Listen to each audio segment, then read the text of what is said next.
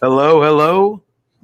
You know what this is? Sunday morning, 9:30 a.m. Love Wrestling. He is the franchise, Matt Sell. I am JPJ, and you know what that means? It is another episode of the newly titled Weekend Elite Report. As you saw this past Tuesday, Ed, Ashford, and Cody did a great job after NXT with that new rebranded show, NXT. Where they discuss the new 2.0 and all that fun stuff. And then you'll be seeing Matt and myself. People had a lot of opinions. I think it was a lot of bad and some good. That was my opinion of it. It sucked. It was week one. Let's see how it goes. But you'll be seeing Matt and I every weekend like this discussing Dynamite and Rampage. Next week going to be a little different. We got something special for you guys. We'll talk about at the end. But you'll be seeing us talking about all and everything that has to do with All Elite Wrestling here on the Weekend Elite Report. But first and foremost, before we dive into this, Matt, franchise, how we doing this week, my friend? How's it going? Always good, brother. Always good. Well, not always. I mean, fucking still locked down. Yeah, I was going to say, yeah. I'm as good as I can be. But they announced today that, it's when it's ending and how it's ending. And That's good. Got to get to 80% double vaccination and all that fun stuff. So it's not going to be for another couple of months. But you know what?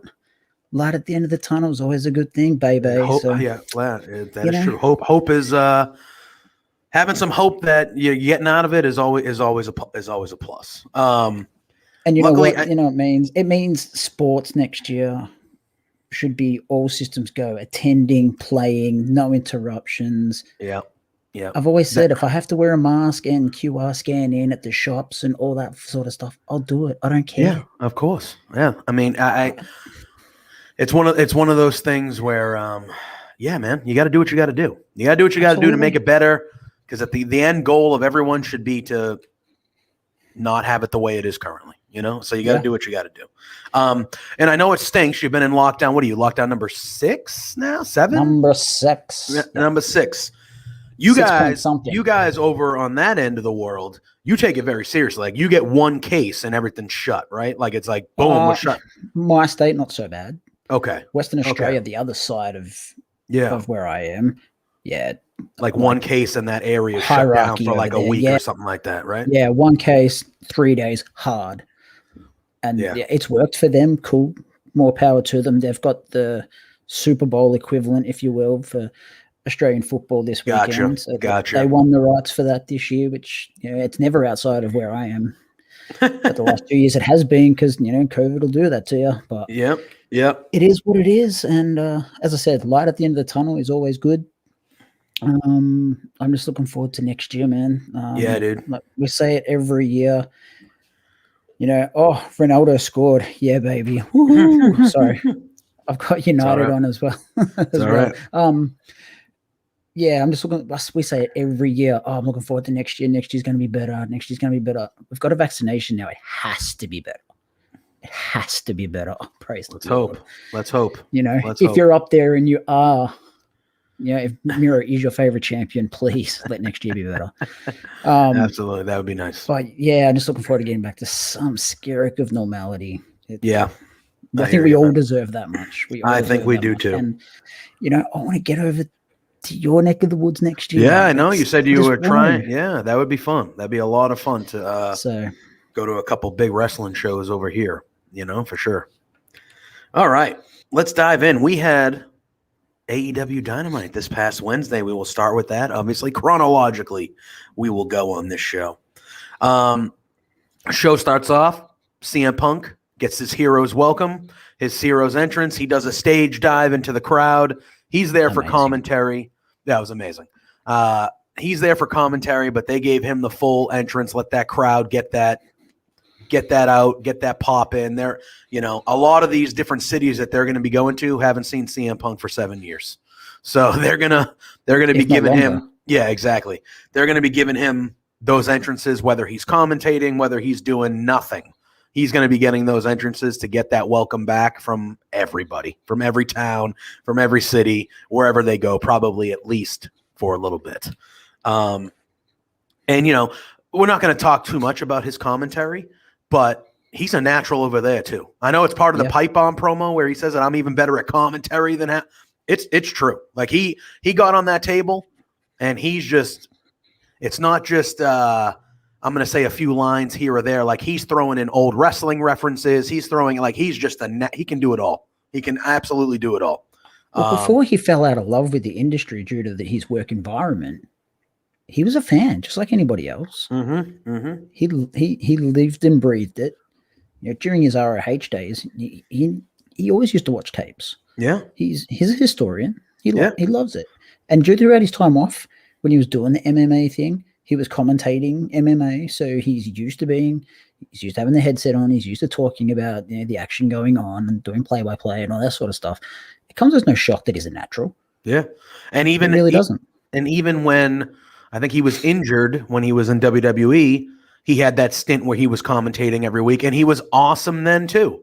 And then the whole thing with Cena spilling his soda, and that led to wherever it led to, But like he's one of those kids that you grew up around, and he's just naturally good at everything. Yeah, and you hate him for it. Yeah, it's except like, we love him. You're just good at everything. You do. We love him for it. But like he is. Yeah, like are you bad at something? Is there something you're not good at, sir? Yeah. Apparently, it was mixed martial arts fighting, maybe.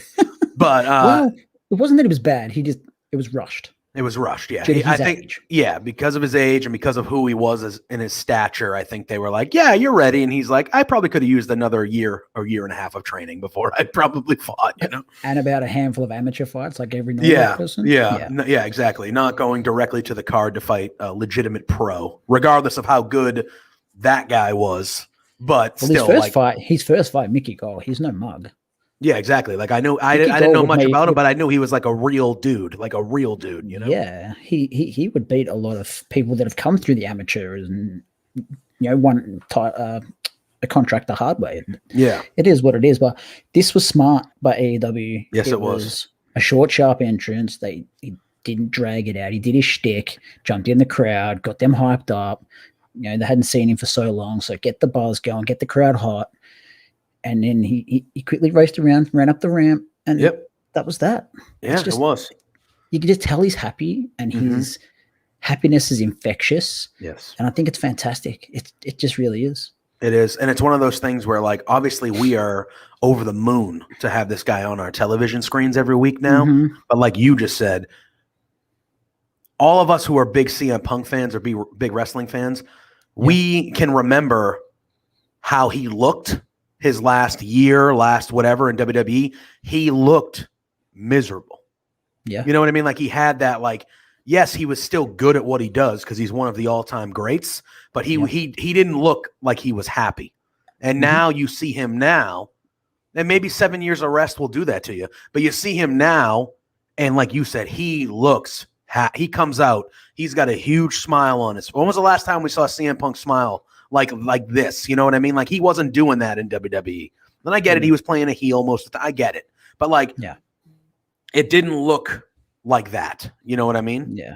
And it's not forced either. You can just tell it's natural happiness. Correct. It just flows naturally, and absolutely. That's what you want. That's what you want. So then you want to talk about pops.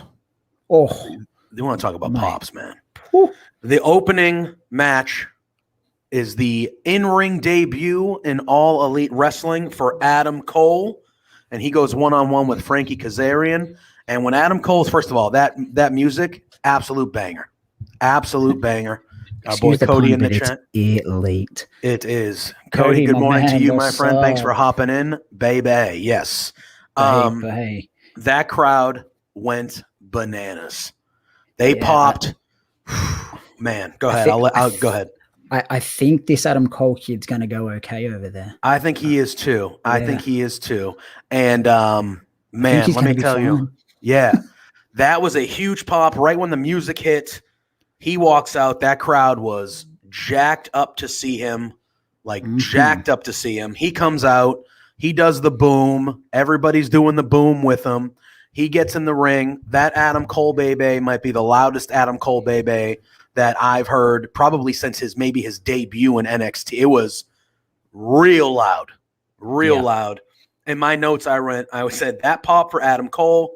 That guy should be their champion sooner than later. An absolute star mega over, and the new theme is killer. That was my notes. We all know Adam Cole, obviously, but I'll let you kind of take it. But man, oh man, that was a pop and a half. Rewind on your notes. What did you just say? Read your notes again. Yeah, I said that pop for Adam Cole. That guy should be their champion sooner than later. Stop right there. Okay. If anyone other than Hangman, and I'll say this on record, if anyone other than Hangman beats Kenny Omega for that world title, I will fucking riot. Well, I agree with you. I'm not. I will rant on here like never before, and Spencer will probably ban me from coming on here. Just make that known. Well, look at and to be fair, I don't want anyone but I'm not saying like right away. I'm just saying sooner than later. Like it shouldn't be a long wait. You want Hangman beats Omega? Cool, great. That's what should happen. Give Hangman his roses, but Adam Cole shouldn't be far behind. He shouldn't be far behind. That's my opinion. He's moved up the pecking order rather quickly. Mr. Cole. Yes. When you get that type of reaction, that I bet you that pop had Khan and all, they were like, oh, okay. Like they already knew when he was coming in that like this guy's money. But when you hear of course. But when you hear a reaction like that, it's like, man, okay, like this guy's a pillar. He's not just this guy's a pillar of what we're doing here, Cody says the timing on his boom feels odd with the music. I agree with that. I thought he should time it at it's all about the boom, should be tuned. I agree. I think really that's the only thing that misses here. I think the theme itself is incredible. Yeah. I think they'll tinker it. Yeah, they'll tinker it so that boom kind of syncs with the boom. I mean, that just makes sense. And the more he comes down, the same. Now, I'm gonna rewind life 20 years here. I've been rewatching from when I started watching WWF back in '98. Yep. And Triple H's entrance took about 25 million evolutions before he got the raising of the arms and the spitting water with the specific part of the song. So I have no doubt that they'll get that right. But yeah, much like you, my notes, Adam Cole is over. Capitals, bold letters, apostrophe. Yeah. All of that. The music, yes. The gear, yes. The jacket and the tights were killer. Oh yeah, loved it. Just the whole look with the long wet hair and that pop. Mm-hmm. Check. Also good. Yep. Amazing. Yes. Amazing. And he's only 32. Yeah. He's entering his prime. And I loved on commentary how CM Punk said guys like Adam Cole are the reason, even though technically Punk was there before Adam Cole. But he said Adam Cole is CM Punk was one of the reasons why Adam Cole got into the business, which is true. Adam Cole has said that on record. Mm-hmm.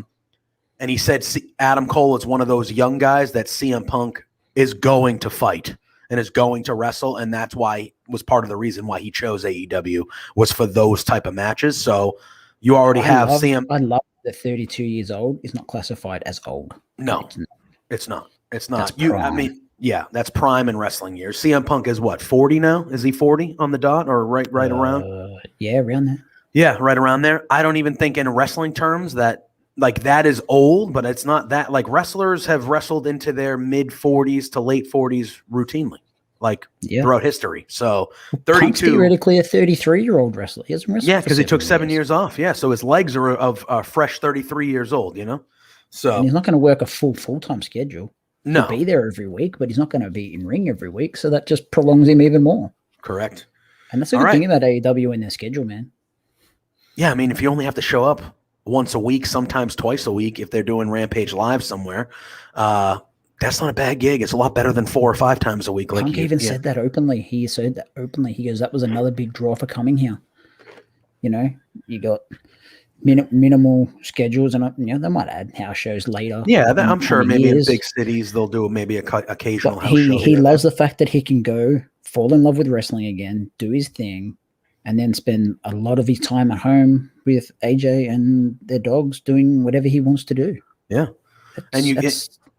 It works twofold, right? Because I think it also, that type of schedule, it mentally, it helps your performers because they don't have to worry about traveling all the time and whatever. And physically, how many more bump, there's that saying where it goes, you don't know your last bump until you take it or whatever. Yep. that they say? Bump card, yep. Yeah, your bump card. Yeah. So eventually, no matter what, that runs out. You hit that last bump and you go, ooh, that might be it for me.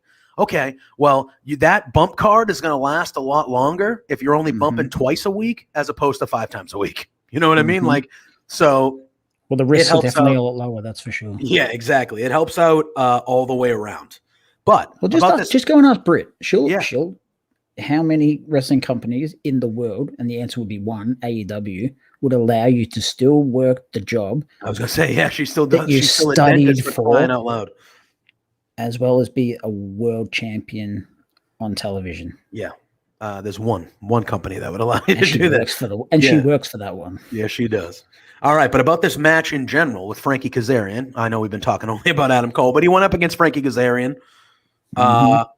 I'll let you lead. What did you think about the debut match, at least, from Adam Cole going up against the elite killer, Frankie Kazarian? I love that they give Frankie these spots. Like they gave this spot to Frankie against Christian, now Cole. It's such a great spot for Frankie. He's never going to be the world champion in AEW, which is fine. But he's sort of like this gatekeeper role type thing where, these guys come in and they want to prove themselves, and he's an OG. So, they got to get through Frankie, and they inevitably do, which is fine. But this match was good. I really enjoyed it. Really solid opening match to Dynamite, which is they're renowned for. Cole's super kick and pump kicks was so good. Yeah. They're just snug, real snug. They look tidy. As I said, Kazarian gets these spots, nails them every time. Cody potentially, that's I think his ceiling in AEW, other than being a tag champ. Unsurprisingly, Cole wins, and it's good to see he's still using the same moveset that he's always had. Not trying to change because he's in AEW. He's still using the same stuff, and that's good. Don't change what ain't broke. So, unsurprisingly, good opening match. Unsurprisingly as well, Cole wins. Yeah, and you knew he would. He's not going to lose his debut. Kazarian's the perfect guy where he has the credibility that a loss doesn't hurt him at all.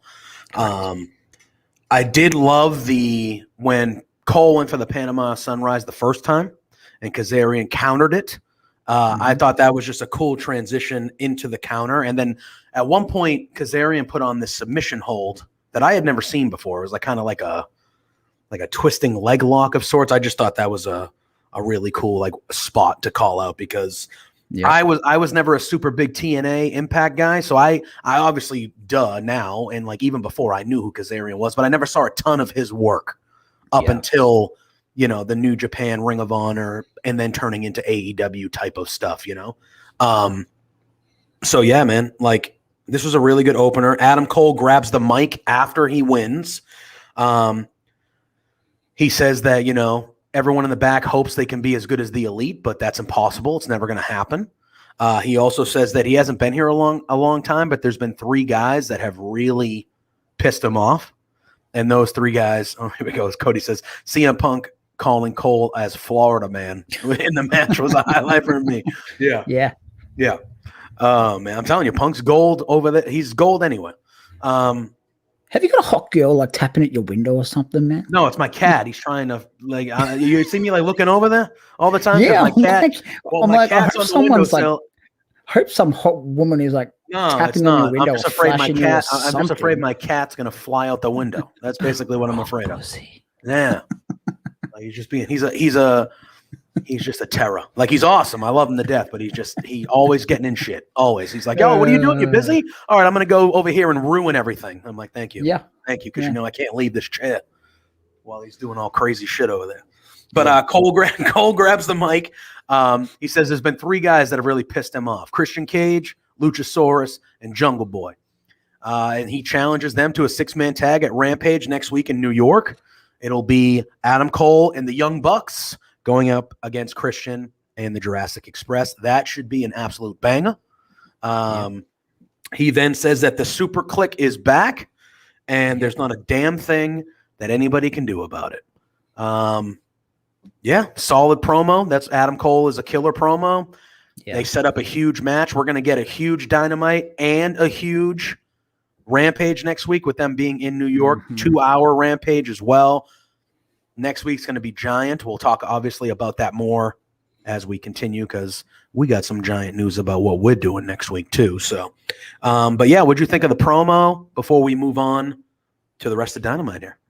Yeah, it was short. It was sharp. It didn't overstay its welcome. As we said, Cole was solid on the stick. Like, he says what he has to say and says it with conviction every time. I'm looking forward to seeing the Super Click back in all its glory. Oh yeah, next week I expect them to win, and I'm looking forward to seeing Cole and Christian mix it up. Yeah, I think that'll be like, he gave the super kick to Jungle Boy on his debut, right? So everyone was like, "Oh, well, the Jungle Boy thing is going to be his first feud," which, yes, please. But him and I look Christian, forward to that inevitable singles match between those two. No doubt. But I think him and Christian would be nice. Yeah, I don't think they're going to rush into him and Christian. So I'm looking forward to seeing what those two can do. Oh, man, side-eyeing that thing. Yeah, I got to, it's one of those things where I'm like, where can I let Matt go so I can give him the solo screen so I can get over there and make sure my cat doesn't die. That's what I'm doing. Just go. Just do it. Yeah, so I'm just looking forward to seeing what those two can do in the ring.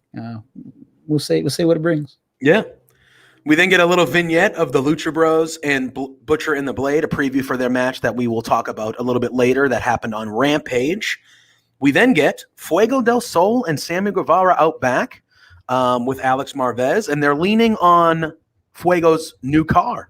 And they say that, you signed your big contract with AEW, you bought this really nice car, blah, blah, blah, blah, blah, blah. And then Fuego goes, yeah, I really love this car, but you know what I would love more? Being TNT champion. He goes, so you know what I'm going to do? I'm going to challenge you, Miro, for a match on Rampage this week. And if I lose, I'll give up my car. If I lose, but I'm going to beat you because I was that close last time, and I'm going to beat you for the TNT championship. Short, sweet. I like the fact that Fuego got to talk a little bit here. I feel like we haven't heard him talk a ton. They're obviously Samuel Guevara is going to be a major star for them. He already is a star. I like how, it's known that they're best friends in real life. So I like how they're kind of having him with Fuego to give him put him over a little bit more. What'd you think of this little mini segment about the car? What'd you think about the stipulation? I know we'll talk about the match later, but what'd you think about the stipulation, putting the pink slip on the line against Miro on Rampage? Why? We've seen this before. We know how it ends. Yeah. Can you go fix your cat? You really? No, I'm good. No, I'm chilling. I'm good. We're good. Oh, man, I don't want your cat to die. I don't either. That's all I got. Well, I got you. I heard this massive bang 2 nights ago, and I was like, "What the hell was that?" It was midnight. Yeah. And I was like, "Oh, you know what? Fuck it. It is what it is." Yeah. I was vacuuming the bird seed from underneath the cage. Yeah. There was 2 birds in there the night before, and not anymore. Oh. Well, that's sad. What can you do? It is. Yeah. But it is. What do you do? Pets, man. So Pets. The massive bang was the bird falling off the perch because it was dead. Oh. So reminds me of Dumb and Dumber. No, yeah. It's not ideal, but it was what it was. It was the noise. R.I.P. But I love Fuego's moxie. I get it. I dig it. But Miro already squashed him in 90 seconds last time. It's true. Why? It's true. Why? Yeah. Why? I don't know. Yeah. And look, I get that he dragged him out and unmasked him and he used him to get to Kingston and blah, blah, blah. But we know how this ends. Yeah. Yes, we do. We don't legitimately think that Fuego's going to win because he's gambling his Hyundai away, do we? No. So I wasn't intrigued. I wasn't intrigued before, and I wasn't intrigued after the whole Hyundai pink slip thing. So I love seeing Miro on TV. I just want to see him fight people he hasn't fought before. Well, when we get to Rampage, I think we might be seeing that coming shortly, which has me excited. Cody does say, we were talking about Butcher and Blade earlier, says Butcher and Butcher and Blade have looked pretty good on the dark shows this week, but didn't expect them to be number one contenders already, though. Well, they were 7-0, so they probably had to be. Yeah, I think they were 7-0, and I think they were up towards the top of the ranks before the Butcher got hurt. That's what throws a lot of people out. The fact that he got hurt. Yeah. And the record was whatever it was. And then they won a few matches. Now he's come back and puts them back up there. So they had to give him a shot. It makes more sense in the singles ranks at the moment. But, it's another story for another day. Oh, boy. All right. Then we get MJF. This guy. Again. Yep. With Butcher being off TV for so long, thought it would take. I don't disagree. But clearly they were like, all right, he's back now. So we're just kind of going back to where they were kind of before. I don't have a problem with it. I like the Butcher and Blade. I like their presentation. I don't think they belong in the Hardy family office. I like your idea of them kind of getting involved with Malachi Black. I feel like that fits way more than with the Hardy family office. Almost went with the Alistair. I did. Yeah, but I recovered really well. The A never even came out. You might know, but I saw you. I saw it. Yeah, my brain's moving, man. My cat's potentially killing himself over here. Yeah, exactly. We're like this, you and I. So MJF we got this guy. Yeah, we got the cat. MJF is over here. He does what he does, insults the town of New Jersey, says that everyone felt bad about what he said last week, and everyone felt bad about Brian Pillman Jr. and how he talked about, his mom and blah, blah, blah. Well, everyone should have felt bad for him because he's in the armpit of America known as New Jersey. He mentions Jersey Shore skanks. That was in his promo. He said they're the mid hockey team and all this stuff, or Jersey Shore skanks.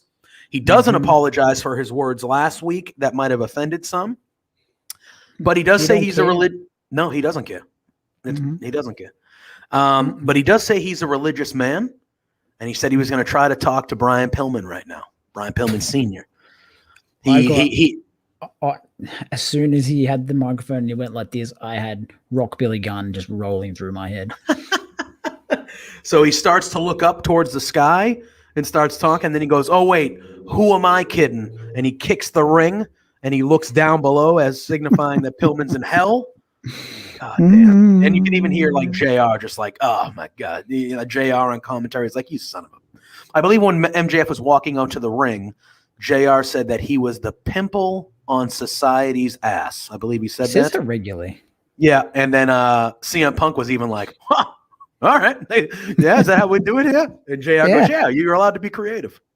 Yeah. So, oh man, but so then MJF looks towards the ground. He says, "Hey, I know you're down there." He goes, "Look, you got to get through to your son. You got to talk to your son because if if Pillman shows up next week to New York, I'm gonna massacre him. Massacre him." And he says he needs to. He's gonna massacre him, and then that leads to Pillman Jr.'s music hitting. And when his music hits, MJF basically tells Wardlow, like, go out there, meet him in the ramp. Don't let him in here. So obvious. Yeah. So Wardlow does what he's told. He goes out there, and as he does, Pillman comes in from behind with a chair. MJF sees him, kind of cowers into the corner, and then Wardlow comes in. They have a little bit of a face-to-face. Pillman slaps Wardlow across the face. Then he charges Pillman. He does the thing where he goes over the top rope, takes the swing with the chair. They escape, no damage done, and Pillman is left standing tall in the ring, looking pretty good, heading into his match next week. This did leave direct. We'll kind of combine them together. This did lead directly into a sit down with Pillman Jr. and JR, which I thought was really good. I thought JR telling the story of how 28 years ago he remembered Brian Pillman Sr. giving him the phone call, telling him that he has a son when Brian Pillman Jr. was born. And JR says, I felt terrible for you last week. I was embarrassed for you last week because of your family and what MJF did. And he said, next week, for your family's legacy, for your family's sake, you got to put an ass whooping on MJF. You got to put an ass whooping on that kid. And Pillman says that it's important to him to fulfill his father's legacy and make him proud. And last week he felt like he let him down. And he says MJF and him are not the same. MJF was born with a silver spoon, and he said he might look a little cleaned up now and might look to be, on the right path now, but growing up was real hard. And he went through some trials and tribulations. And he said next week, MJF isn't stepping into the ring with just any man. He's stepping in the ring with a Pillman. And that's how that ended. I thought both these segments were really good. I thought the sit-down was a little bit better than the promo we saw. I thought the sit-down was really good. But all in all, I thought two strong segments. We all know the result probably next week of what's going to happen in that match. But regardless of that, this is a match I want to see. It's a match I want to see. It's a big spot for Pillman. Man, what'd you think of the MJF portion first and then this sit down? And how much you're looking forward to this match next week at the Arthur Ashe Stadium? MJF always looks so damn good when he comes out. He's just man, he kills it on all forms. He's an asshole. You can't tell if it's real or it's who he is. He always looks like $1 million with the different suits, the scarves, everything. He lives that gimmick, man. He lives that. Yep. He got that from Cody, unfortunately. Like last week, MJF's promo probably upset a few people. However, again, it would have had to have been ticked off before they went out there. Yeah. There's no way he would have gone with the, insinuating Brian Pillman Sr.'s in hell without ticking it off with Junior, all that, and TK, all that sort of stuff. So for me, it was fine. I had no problem with it again. Pillman Jr. is loved by the crowd. They love him. And he's only going to get better. His star is only going to start shining brighter.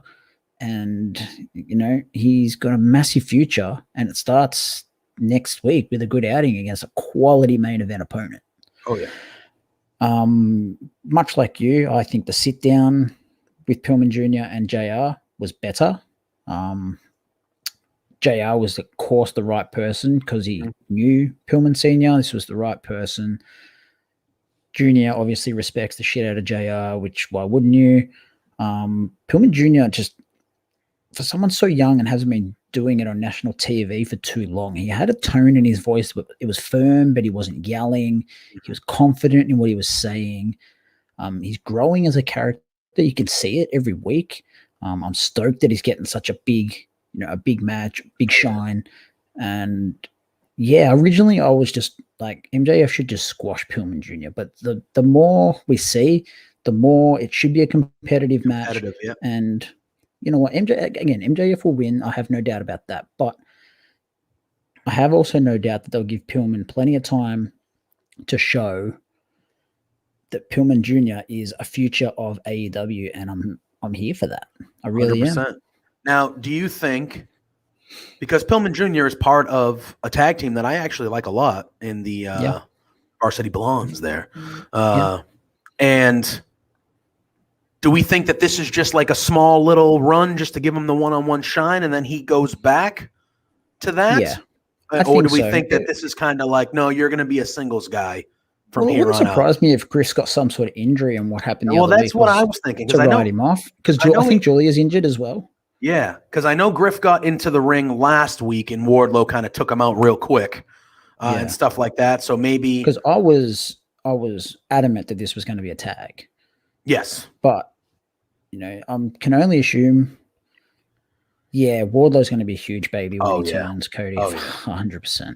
Yeah. I said that last week. I can only assume Griff's injured. If he's not, then, I don't really know what they're going to do. But they can do both. Pillman can do singles. There's no reason. The Blondes have massive, massive upside. Yeah. Pillman Jr., Griff, and Julia. Yep. All three of those have a massive upside. Putting those three together was a stroke of genius. Whether they choose to just go probably Cody, it probably is. Whether they choose to go the tag route, the singles route, I don't think you can lose either way, whichever way you go, really. I agree. I just it makes sense that maybe Griff is hurt or something like that. But even if he's not, like, you give Pillman this like little rub just to let everyone know that, like, hey, like, he might be in a tag team now, but like this is a guy that we have a lot of stock behind. So this could also be reward. Sorry to cut you off. No, this it's could all also good. be reward for. He was under contract to MLW. He was working on a handshake and a hot dog agreement with AEW, working their darks during a pandemic, getting the reps in on dark and whatnot, more than not taking the pinfall losses and all this sort of stuff. And he made it known from the jump. I'm on contract over there. I don't want to be over there. I'm happy to keep doing the reps and taking the pinfall losses here. If there's a future here for me, they clearly said, yes, there is. Mm-hmm. As soon as Pillman's contract with MLW was up, him and Griff were both signed together. They obviously see a future with them, either as a collective or as individuals. So again, I don't think you can lose whichever way you go. I agree.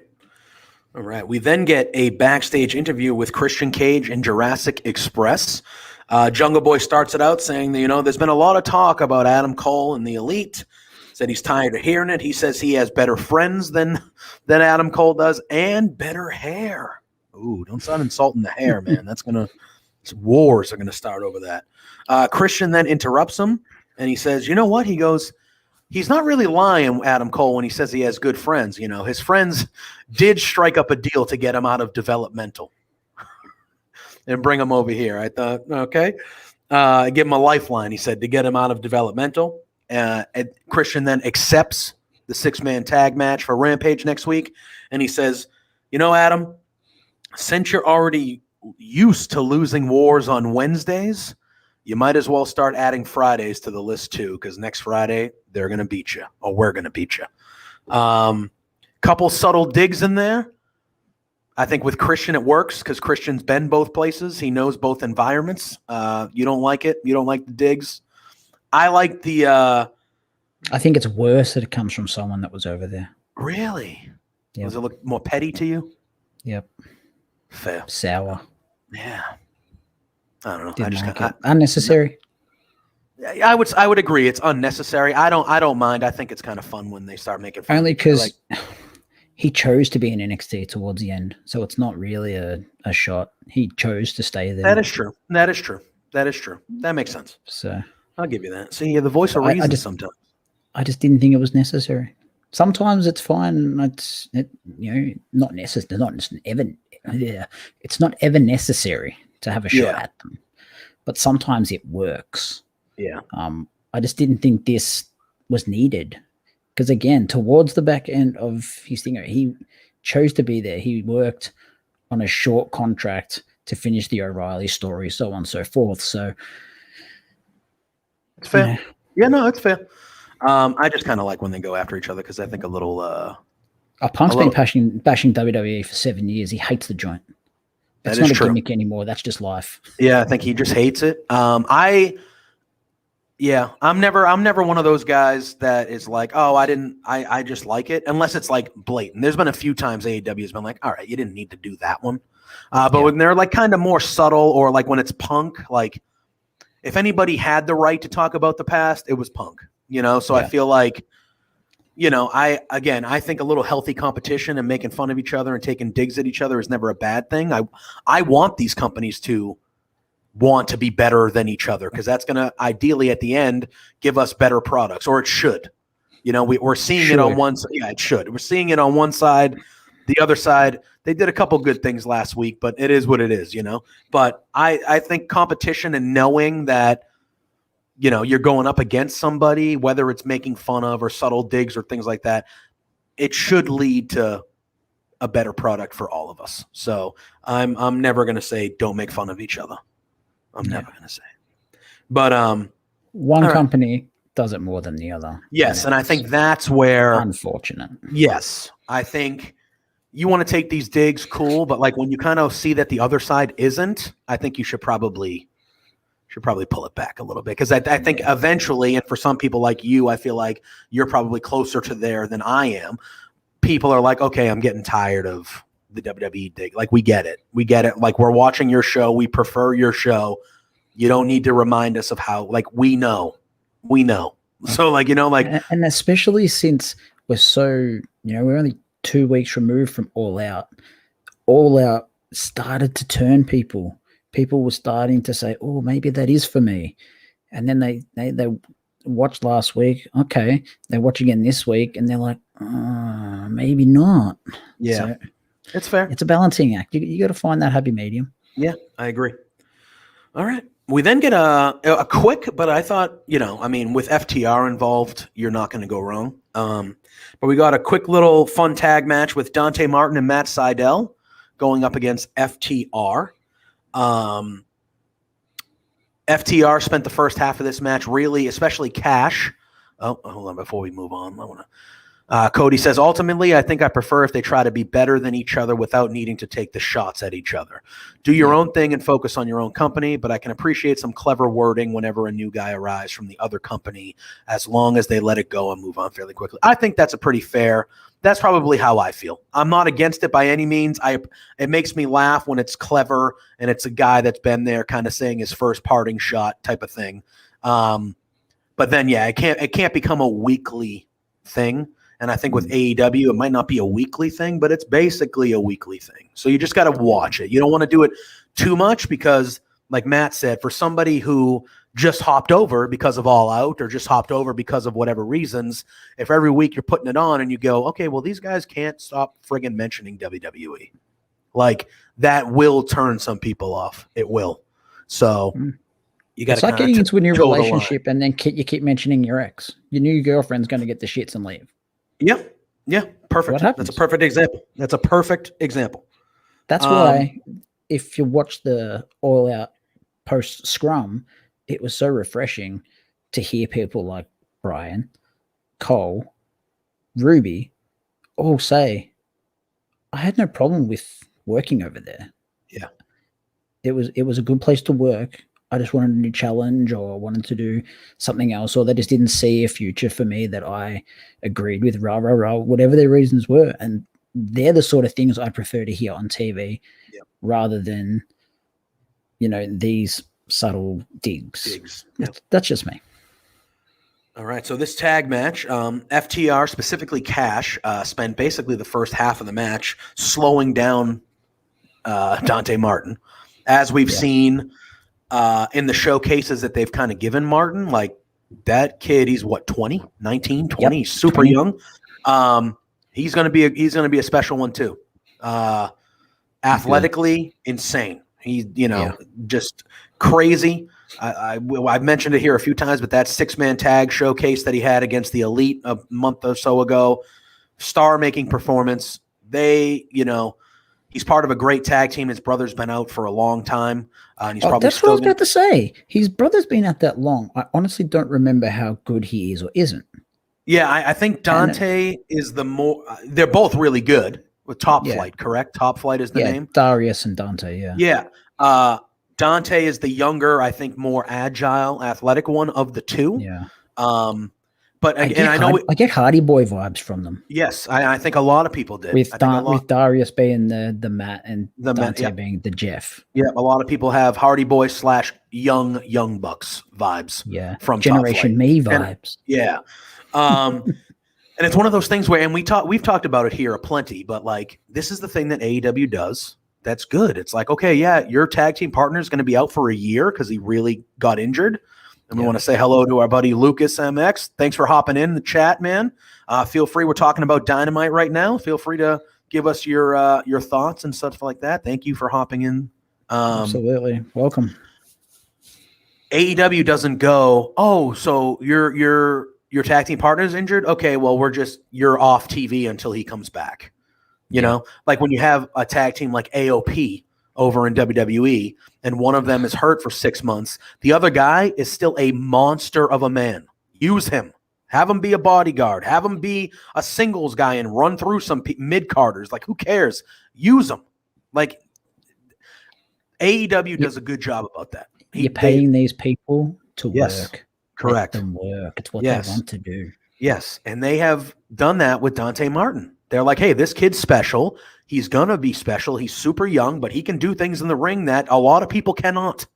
So, yeah, his brother might be a regular on the dark shows too. Like, he's getting his reps in. Yeah, absolutely. So he's learning, he's getting his reps in, he's getting better and better.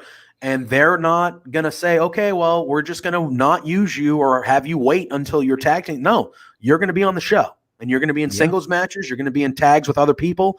We're going to do what we do. And I think that's how you build stars and that's how you build your performers up. And AEW, that's kind of where they've hit their money, I think, with all this. Like, they book low card and mid carders with importance. Whereas other companies, they have their 4, 5, or 6 people, and that's all that they build are their 4, 5, and 6 people. So God forbid if one of them gets hurt or something happens, that's why they're scrambling. Like, okay, we don't have anyone else to put in here. Well, if you made the mid-card titles or the mid-card feuds matter, you would. Like, we're going to talk about it, but like, this is why I don't like the WCW comparisons with AEW. Because WCW did that. They had their top 4, 5, 6, and then they had Goldberg winning the US title and stuff. Yep. Who was your bona fide. The comparisons are not the same. No. Don't.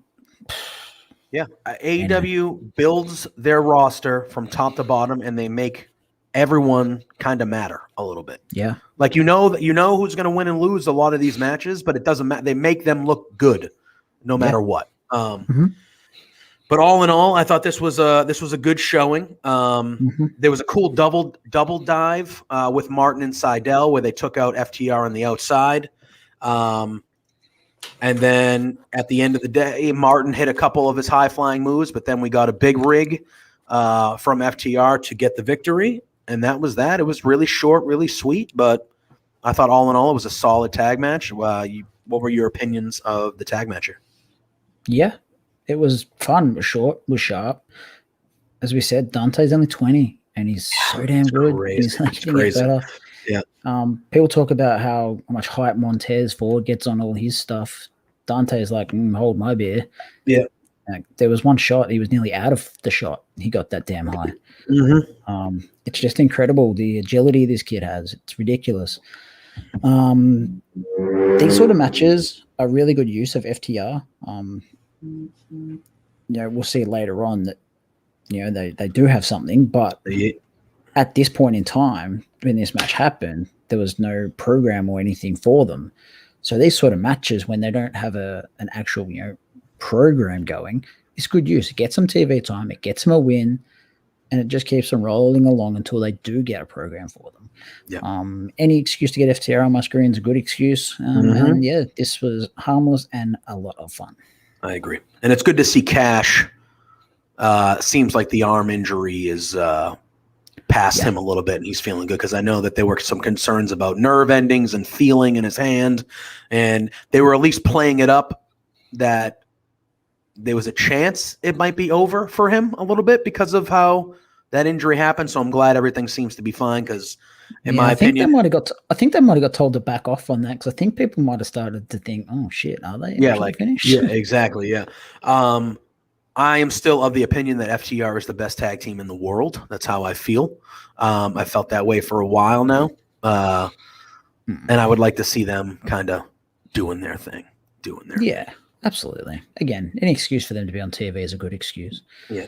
There's still plenty of legs in FTR versus Bucks again, or FTR versus the Lucha Bros again. Yeah. There's still plenty of legs in all those matches. 100%. Still the best tag team in professional wrestling. Tag team division into professional wrestling. Yeah. And then we have Lance Archer and Minoru Suzuki vignette here. Suzuki-gun. Archer says that it was unfair of Moxley to call out Suzuki and have that match in Cincinnati with the hometown. He had the ref on his side. He had the fans on his side. He said it will be a different story in NYC because Suzuki and himself, Archer, have been through a lot of wars together all over the world. And next week in New York City, it'll be another war that Suzuki-gun is planning on winning. And we get next week, it is going to be Archer and Minoru Suzuki going up against Moxley and Kingston, that is going to be wild. Wild. Yeah. And we'll talk about it because, there was some stuff with this at the end of the show. But yeah, they are I'm excited for that. And again, I'm not an avid. I know you were just gonna beat the shit. Yeah, I know you and Cody in our chat were a part of a New Japan G1 preview Friday night. You guys are big New Japan guys. I watch the big events. I keep up with New Japan, but I do not watch it regularly. Well, I'm going to get off topic for a second. Time out. Yeah. You watch the big events. Well, I watch like Wrestle Kingdom, and I watch the matches that I'm told to watch in the. I was going to say you watch the big events. So how many matches from the first 2 nights of G1 have you watched? None yet, but I am today though. I am today. Oh, you are going to watch? Yeah, today. I have New Japan World on my TV right here. They're 2 good shows. You'll like them. Yeah.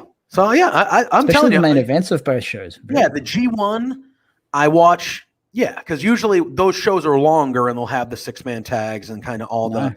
Did they not do that this time? No. Oh, 6 match cards. So that has been 1 match and then the 5 block matches. All right, cool. So first night goes 3 hours. That's it.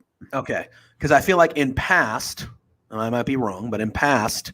There's been these 4.5 hour shows, and the first 3 or 4 matches are 8-man tags, 10-man, and it's like, oh, I just want to see the matches that affect the blocks here. I don't want to. No offense to the guys wrestling, but like I don't care about this. Like this match. The first match on both nights has been a young lion against Show, who just turned heel, and then the 5 block matches, and that's it. And then we got our friend Hunter Ridge saying he's watching Okada versus Tana. You're in for a good time, fella. So before American football starts today, I was going to start getting some of those matches out because I do try to pay as much attention to the G1 as I can. So yes, but back to the topic at hand. Yes, this was good. Suzuki-gun Ichiban. Oh man, yeah, that should be a good one. That whole show, both of the shows next week are going to be wild. But that match in general they are going to destroy each other. And don't forget, we got news about that. Oh, yes, we do. And this is a side note that has nothing to do with anything, but with Suzuki being over here in the States, they also set up that he's going to fight Nick Gage. He's fighting Nick Gage in October, and that is yummy. Good Lord. Anyway, we then get Malachi Black. He shows up, he gets in the ring, and he says, there's an enemy in the midst here. There's an enemy here, and they show Rosario Dawson, the actress, one of my all-time favorites, Clerks 2 and all the other fantastic. I love Rosario Dawson, but I believe she's one of the hosts of the show with Cody, right? Is that what it is? What was the movie she was in with The Rock and Sean William Scott? Damn it. I know what you're talking about. I know it. It was. I was asking because Zach called it something. Cody just nailed it. The rundown. No, it's Welcome to the Jungle, you fuckers. I saw Zach call it the rundown. And I was like, what is he talking about? Wait, is it not the rundown? It's called Welcome to the Jungle in Australia. Oh my god. Oh, in Australia. Well, it was the rundown here. Oh. It was the rundown here. North America, it must have been called the rundown. I didn't know this was a thing. I don't either. Now I'm wondering what other movies you guys have had different titles than us. Could be anything. No idea. Welcome to the Jungle. Yeah. I kid you not. It's called the rundown. I forgot it until Cody said it, but it was called the rundown. Welcome to the Jungle. Bizarre. Yeah. But anyway. I'm finding it. I'm showing it. I believe you. I fully believe you. I just think that's bizarre.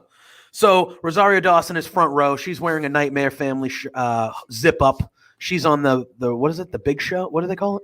The something Big Show? Go Big Show. The Go Big Show. Wow, that's wild. That's wild. That's amazing. So amazing. Malachi Black gives her some crap, and she's a fighter. She just walks right past the guardrail, and she just gets right in ringside, and she's like, "Let's go! I'm right here. I ain't scared of you. What are you gonna do?" Yeah. And the commentators are starting to get nervous, and as Malachi Black kind of gets in her face a little bit, you see kind of a ruckus coming down from the crowd, and it is Cody. And this is the first time we've seen Cody since Malachi Black took Cody out. He's walking down the crowd, and then he gets the attention of Malachi Black, and when Malachi Black turns around, Rosario Dawson jumps on Malachi Black's back and kind of gives him a chokehold of sorts, and then Cody gets to ringside, and they end up brawling all the way up the stairs through the crowd, setting up the big match that has been announced for the last couple weeks for next week with Cody's in-ring return.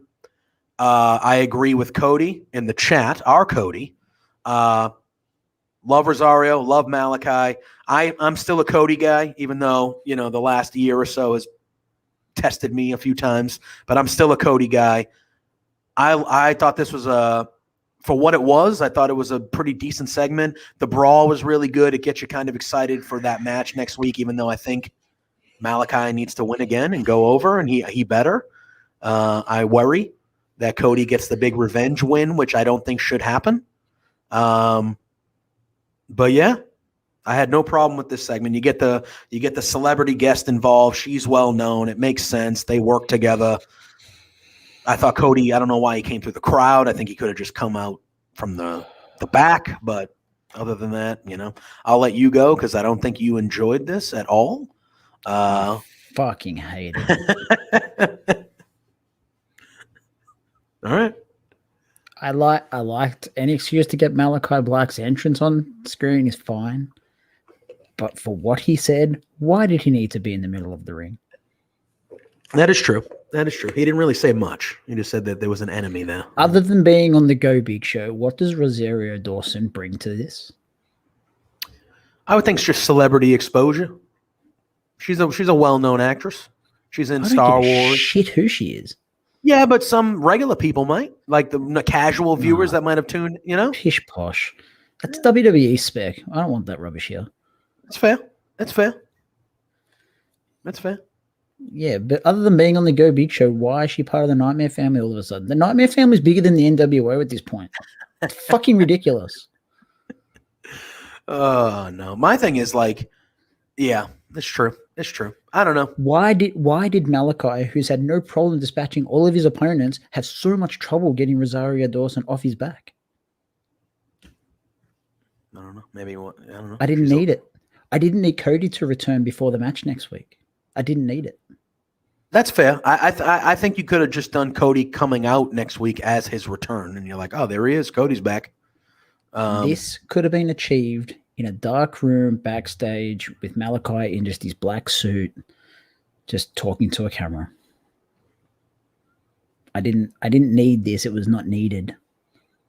This could have been condensed to 60 seconds backstage. And you know what? They could have slotted a women's match in here instead. I mean, that is fair. We got our boy Rye saying crossover promo, plus she's essentially New Jersey's first lady. If you think about it, she's dating Cory Booker. He's a politician in New Jersey. I was about to say, who the fuck? Cory Booker. Yeah, he was part of the president. He tried to become president last go around. He was one of the Democratic people, but he's the New Jersey guy. Maybe it's just because I'm Australian and I've only ever seen her in The Rundown that I don't really care. Yeah, no, she's in Star Wars. She's been in a ton of movies. She was in Clerks 2. She was. She was in Star Wars too. Yeah. Yeah. So, and I forgot about the New Jersey ties and the Cory Booker thing. That is true. True. But yeah, I mean, I just assumed it was like, oh, that's a pretty decently sized movie star. That might get some exposure. And they could have had a popular female talent come out and say, "Oh, look, Rosario Dawson's here." I don't disagree. Bring her in the ring that way. I don't disagree. Better ways to do it, and I just didn't like it. And all right, so then we have a Anna Jay and Bunny vignette. Bunny says that she never would have attacked Anna Jay if she could just stay out of her way, but she keeps on getting in her business, so she has to do what she has to do. We then cut to Anna Jay in the back with Dark Order. And Anna Jay is asked about the match, and Evil Uno basically interrupts almost from the jump and says that, he just starts talking, and then all of a sudden we hear Reynolds, who we haven't seen in a few weeks. He shows up and he's like, Evil Uno interrupting people again. What a leader. He goes, what a leader. Looks like nothing has changed. And then Uno basically says, if I remember correctly, you left a few weeks ago, so why are you here? And then they start kind of arguing, and Anna Jay, basically like she did last week, kind of steps in. She goes, you know what? I'm tired of this again. If you guys can't get it together, I don't want any of you on the match room. I don't want any of you at my side. And then John Silver goes, Anna, even me? And she goes, yeah, even you. And then her and Ty Conti just leave, angry, frustrated, as the Dark Order just starts continuing to bicker with one another. You know what the highlight of this was for me? What? Ty Conti's face while John Silver's just there pumping his arm. Yeah. She's just screwing her face up. She's like, yeah, he's just Johnny Hogan just flexing. Yeah. So they're continuing the dissension of the Dark Order until Hangman or whoever comes in to save the day. Reynolds appearing was good. Yes, it was. I didn't like that Anna got about 2 words out before decided to cut her off. I think I would have liked more from Anna Jay, especially since she just came back. Mm-hmm. I like that Uno said, Mother served me correctly, Alex. You left us. And he's like, no, I left your dumbass. Yeah, exactly. I didn't leave everyone. I just left you. Yeah. Look, the bickering is going to continue until I hope Hangman brings them all back together and says, pull your heads out your ass. We got business to take care of. But we'll wait and see. Yep. I just want more Anna Jay and Ty Conti on my screen. I reckon they're very talented women. Yes, they are. And I need more from the women on Dynamite, just as a whole, really. I do too. This then leads to Dan Lambert and American Top Team in the ring. Lambert continues his shtick of making fun of AEW's fans and the company itself. He says when he was younger, you could tell who the top guys were by going to the merch stand and seeing whose stuff was selling out. He says, but in AEW, it's more about the fans being idiots because you go to the merch stand and everything is sold out. In men's smalls and women's extra large, he says. He then makes fun of the fans and how they react to matches with 180-pound goofs that are 5'8" with with 22 super kicks. He then says that people go up to the roof of the building and they'll do a corkscrew flip down into the ring on a lifeless dead opponent who then will kick out at 2. After going through 6 tables. After going. Oh, there's my cat. Hey. There he is. There's the first. Yep, there he is. Causing a ruckus over here. We are. This is the culprit of the side eye from earlier on, trying to cause all sorts of. This is Louis. Say hi, Louis. Okay. Louis. He's the ultimate run-in. He is. He then says he'll do a corkscrew flip through 6 tables, and then the guy will be lifeless and dead. There'll be a kick out, and the crowd will go crazy because the crowd are a bunch of morons. I did like that because I do think that is like a thing that happens just a tad too much in AEW. Is like somebody will take a 5 or 6 moveset that would honestly kill anybody in real life, and they'll just kick out. And it's like, cool, but yes, cool, yeah. Like not everybody can kick out of everything. This then leads to Chris Jericho and Jake Hager coming out and confronting Dan Lambert. Lambert he's yelling, "Turn this song off! These idiots, blah blah blah, singing the song." So they turn the song off, and the crowd, they don't know the words to this. Shit. They don't know the words to this shit. So they turn off, and guess what? The crowd then picks it back up and starts singing the rest of the song. And Jericho just says, "Seems like they kind of do know the words, huh?" Yeah. Jericho calls him a fat-faced dipshit, and he starts to lead the crowd in song for fat-faced dipshit, hey, hey, hey, and the crowd starts singing that. Lambert calls Jericho a master manipulator and says that he'll do... That's a penalty, man. Sorry, I'm still watching this. It's all good. It's all good. Lambert calls Jericho a master manipulator and says he'll do and say whatever he needs to get the fans on his side. Jericho asks Lambert what his deal is and why he's so miserable.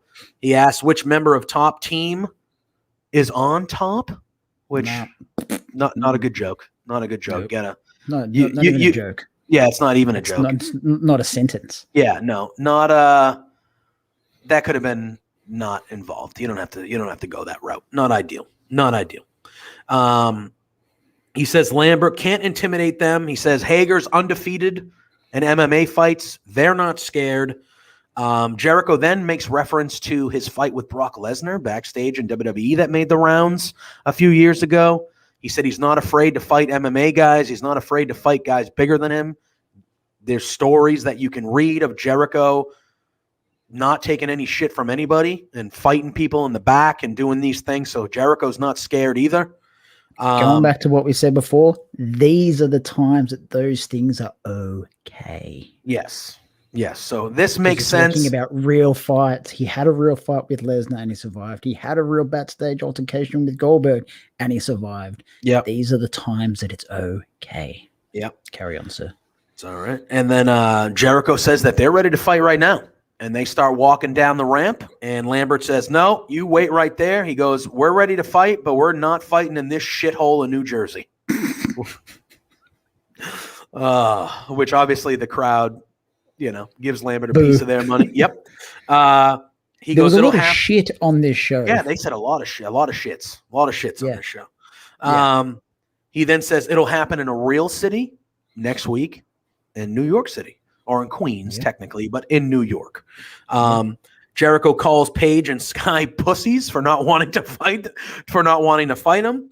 And he says that next week there'll be no escape from New York, which CM Punk was like, great John Carpenter reference from Jericho there. He put that reference over. But yeah, I thought this segment was pretty good. I think the Dan Lambert, that can get old quick. I think if they keep on doing the same, it's this, and I liked what he said about the kickouts and the stuff like that, but you only can do the 5'8", 180-pound super kick kind of jokes so much, and I feel like we've seen him for basically a month straight now, and it's been a lot of the same thing a little bit. This one had a good, at least these guys are finally going to be in a match. Yes. So I'm glad that they're going to fight. I would think that they're going to go. They should go over. I would hope in the match. We'll see. I hope so. But all in all, I thought this segment was good, and it's good to see Jericho and Hager getting involved. And I think this is a perfect usage for Jericho because he's Chris Jericho, for crying out loud. And you're going to put him in a ring with some guys that he can get over and he can put over. And I thought this segment was really good. I thought this was probably, in my opinion, Lambert's best work since he started doing this. But yeah, all in all, I enjoyed this segment. What did you think? The segment was okay. I liked the fact that Lambert brought in legitimate superstars in that ring. You had Junior Dos Santos, former UFC world champion. Andrei Arlovski, former UFC world champion. Kayla Harrison, undefeated MMA fighter, 2-time boxing gold medalist. Paige Van Zandt. Yeah. Was Kayla Harrison was the lady with the braids. Yes. Okay. Yeah, with the black PFL shirt on. Mm-hmm. That's, I think, who CM Punk was commentating for. Okay. Doing the MMA. I think it was PFL. I could be wrong, but I think that's who it was. Paige Van Zandt, obviously everyone knows who she is. She fights bare knuckle now. Like, she hasn't won anything, but when you've got such a pretty face and you're willing to, when you're willing to fight bare knuckle and you got such a pretty face, you got a lot of balls. Mm-hmm. The other guy who was tattooed all in the neck, wearing the Bellator shirt, that was her husband. I think his name's Austin Vandervoort, I think. Something along those lines. He's undefeated in Bellator too, I'm pretty sure. So he's up there. That's, a legitimate. Yeah. And these are the sort of fighters that Lambert has. So, when he says he's got, he's got his, when he says that he's getting guys primed like Sky and Paige, he's got legit proof behind him that, he has guys that are killers. And that's what he's getting these guys ready for. If they go out and lose next week, then to me, this is all just pish posh. Yeah, it's all over, right? Makes no sense. Yeah. Just kill it now. Yeah. So I think Sky, the men of the year have to win next week, and they have to continue to win if they're going to have Lambert speaking for them. No, I'm just an MMA fan. Yeah, American time. He could have had Amanda Nunes out there, but everyone would know who she is. It'd be too obvious. And she's been on TV before. Masvidal was there the other week. Everyone knows who he is. But yeah, I don't know. I thought it was common knowledge who all these people were. My bad. I knew Dos Santos and Paige Van Zandt. Everyone else, I didn't know. Yeah, well, Kayla Harrison, she's won 2 gold medals, so that's the only reason I really know who she is. Yeah. She was a prodigy MMA fighter once she won the gold medals. I think they were in boxing. I'm not 100% sure on that. But as soon as Jericho made the homophobic joke, and I say joke because it's not. It's not a joke. Not. In 2021, we shouldn't. I say we, but as a society, we shouldn't be needing to speak about this because they're not funny, they're not amusing comments, they are disgusting. Mm-hmm. They're hurtful, they're disrespectful, and they're just plain disgusting. This sort of crap shouldn't be on national television, especially from a guy who's 50 plus, been in the industry for the best part of 30 years. We just don't need it. People can sit on social media and say, oh, I didn't take it that way, No, take it whichever way you want. That's how he meant it. Yeah. And we all knew it. Yeah. I hope he got pulled aside backstage and said, that wasn't it. Don't want to hear that shit again. Yeah. And to which I would have hoped he would have said, yeah, okay. My bad. Enough. Yeah, my bad. So, but all in all, this was okay. It achieved what it needed to. Men of the year get a match next week, a high profile match. They should go over. If they don't, then I'm a bit concerned. But Ethan Page just looks in really, really good shape. Yeah, Ethan Page, he does. He looks like he's ready to. Like he's got the shirt unbuttoned, the pecs are popping. He just looks $1,000,000. Yeah, I agree. Like people say Josh Alexander's been the big winner from the split between the North and with him and Page, and that's fair because over in Impact he stayed in Impact and he's dominating over there, which is fine. But the sky's the limit for Ethan Page. Oh yeah, he's got the look, he's got the talent. So it'd be interesting to see he can where talk too. I know he's with Lambert now, but he can cut a promo. Like he's got everything. He's got everything you need. Ethan Page. So I hope they win next week. I really do. Yeah. We then get now. We talked about this, but like I thought that this little vignette with the gun club made so much sense. I loved it. And up until this point, and even now, like when it comes to AEW, like the gun club is nowhere near the top of my priorities. They are nowhere near the top of my priorities. But this segment here, I loved. It made so much sense. Yeah.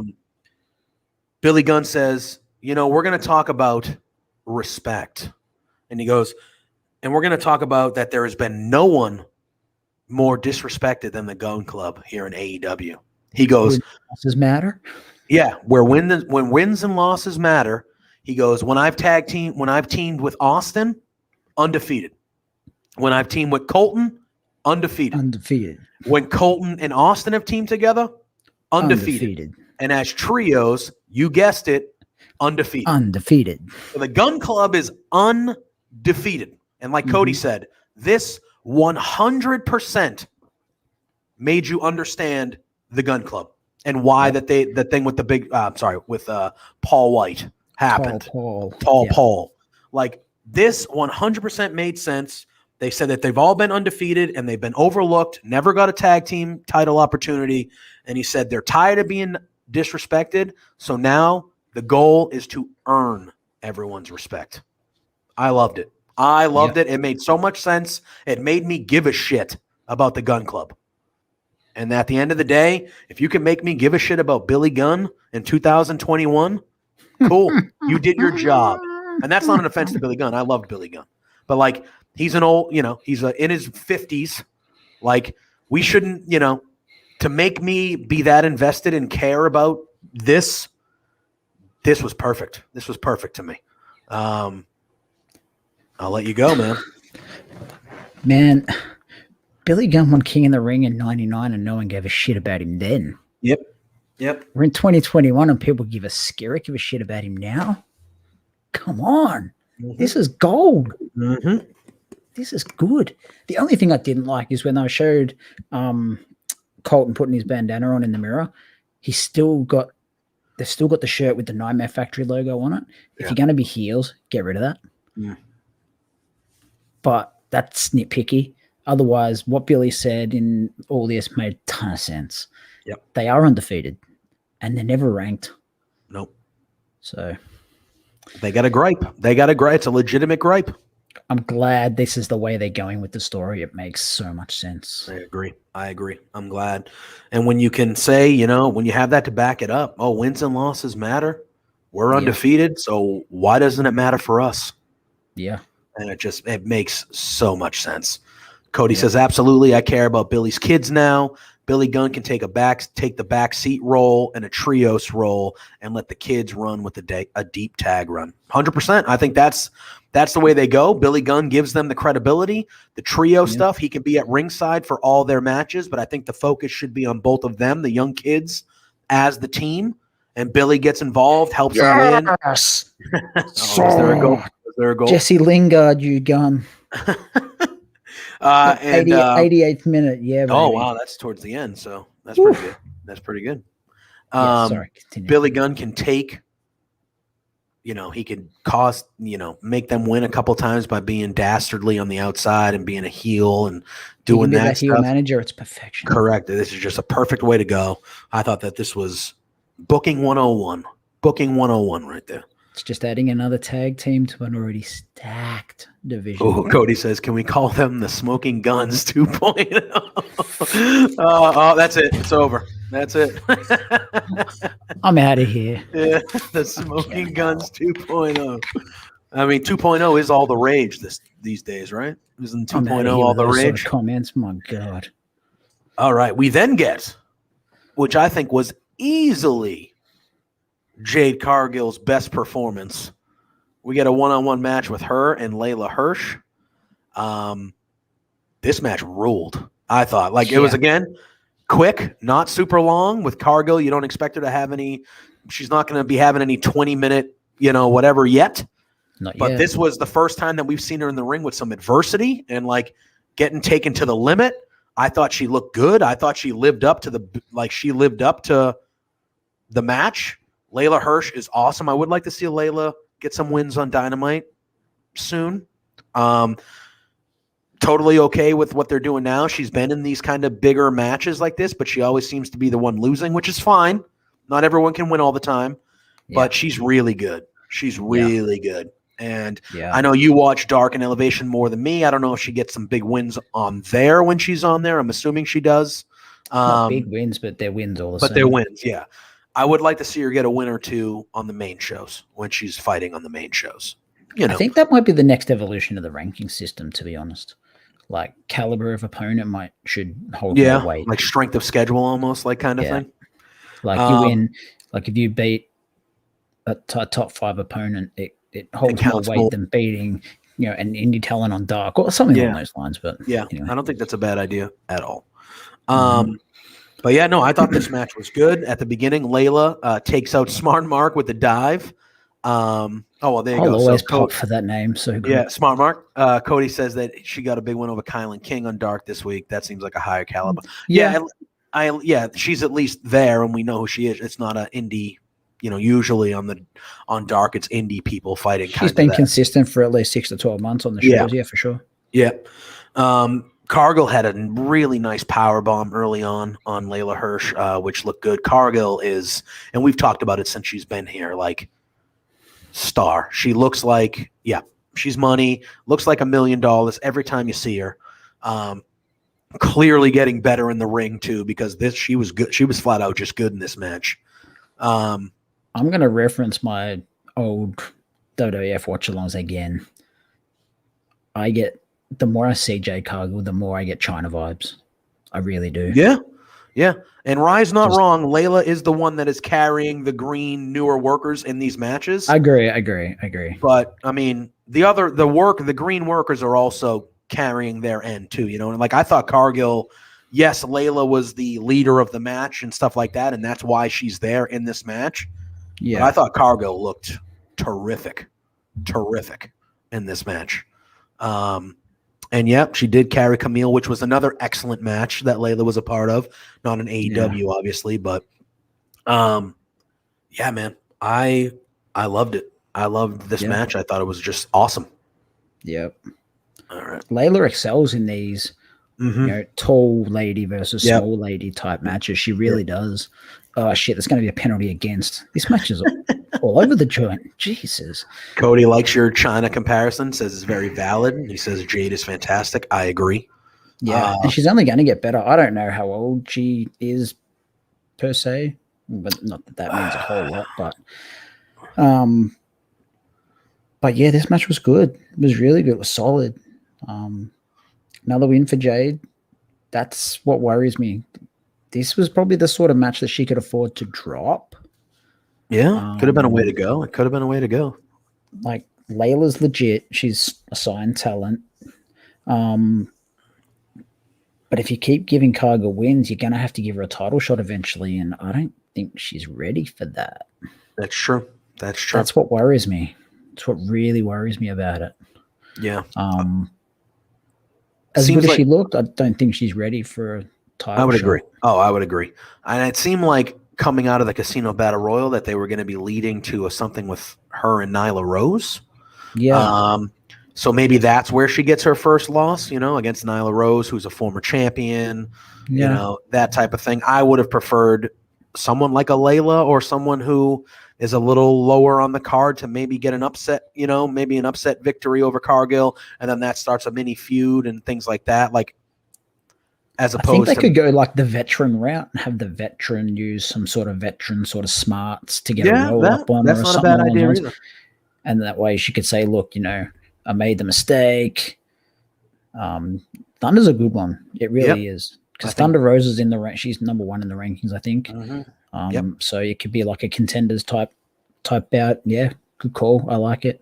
But yeah, I just don't think she's ready for that spotlight yet. So I don't know. It'll be interesting to see which way they go or do it or whatever. But yeah, this match was solid. I enjoyed it. Yeah, me too. All right, we then get Taz showing up near the commentator's booth to kind of confront CM Punk. He says Punk's trying to steal his job, to which Punk is like, dude, I'm not trying to steal your job, man. Like, I'm just here the one week they asked me to do it, blah, blah, blah. He saved it. He saved the penalty. Live reactions. We're getting live reactions. Live reactions. He saved it. So David De Gea, you gone. So how did you end up liking Man U? I feel like that would be the team you wouldn't like because everybody likes Man U. No, they're the team everyone loves to hate. Maybe early on. Yeah, I don't know. Honestly, I don't know. Was it Wayne Rooney? Was he your guy? No, I don't know. I started watching like Premier League in like 99-ish. Yeah. I think it was when they won like the treble. And gotcha. I don't know. It was like Teddy Sheringham and all those sort of guys. Yeah. Yeah. That's fair. And, just, I don't know. Stuck with them. Just Man U was just the one that stuck. Yeah, I don't live and die by it. If they lose, they lose. But they just won. So happy day. Yeah. So Taz, and then we see Hook. Hook is there. CM Punk and Hook do a little mini stare down. The poster boy for everything. Yeah. Hook. So then CM Punk gets up off the table. He starts walking towards Taz and Hook. And as he's doing that, Powerhouse Hobbs runs from behind and takes out CM Punk. Punk then starts fighting back against Hobbs, and we see Hook get a little physical. He puts a dragon sleeper on CM Punk. To which it was a good one. To which Taz is saying, "Oh, it's clobbering time. It's clobbering time." He's yelling, "It's clobbering time." Hook then goes over to the announce team and tells them to get the hell out of there. He starts taking the monitors off the table, and then Hobbs. So young. Yeah, I know. Get out of here. Get out of here. Then Hobbs does a choke slam to Punk. I think it was meant to go through the table, but it was more just kind of bumped off the table into the ground. Table didn't want to do anything. That table did not want to do its job, but overall sets up the match. Next week, we're getting Punk versus Hobbs. I believe that one's on Rampage. Yes, that one's on Rampage. We're getting We're getting Punk and Hobbs, which should be a doozy. That's a good one. That's a good spot for Hobbs, man. That's a big spot for Hobbs. Yeah, man. I thought this was good. It showed Punk get attacked. Punk had been doing commentary for a little over the first hour at this point. So you get a good chunk of Punk at commentary, and then he gets taken out for the rest of the show, building up the match next week. What'd you think of Team Taz getting the advantage on CM Punk here? Oh, look, it was obvious what was going to happen, whether it was Hobbs or Starks, we didn't know, but it was obvious that someone was going to come and attack him. I'm glad it was Hobbs, because that leaves the Starks match up for later.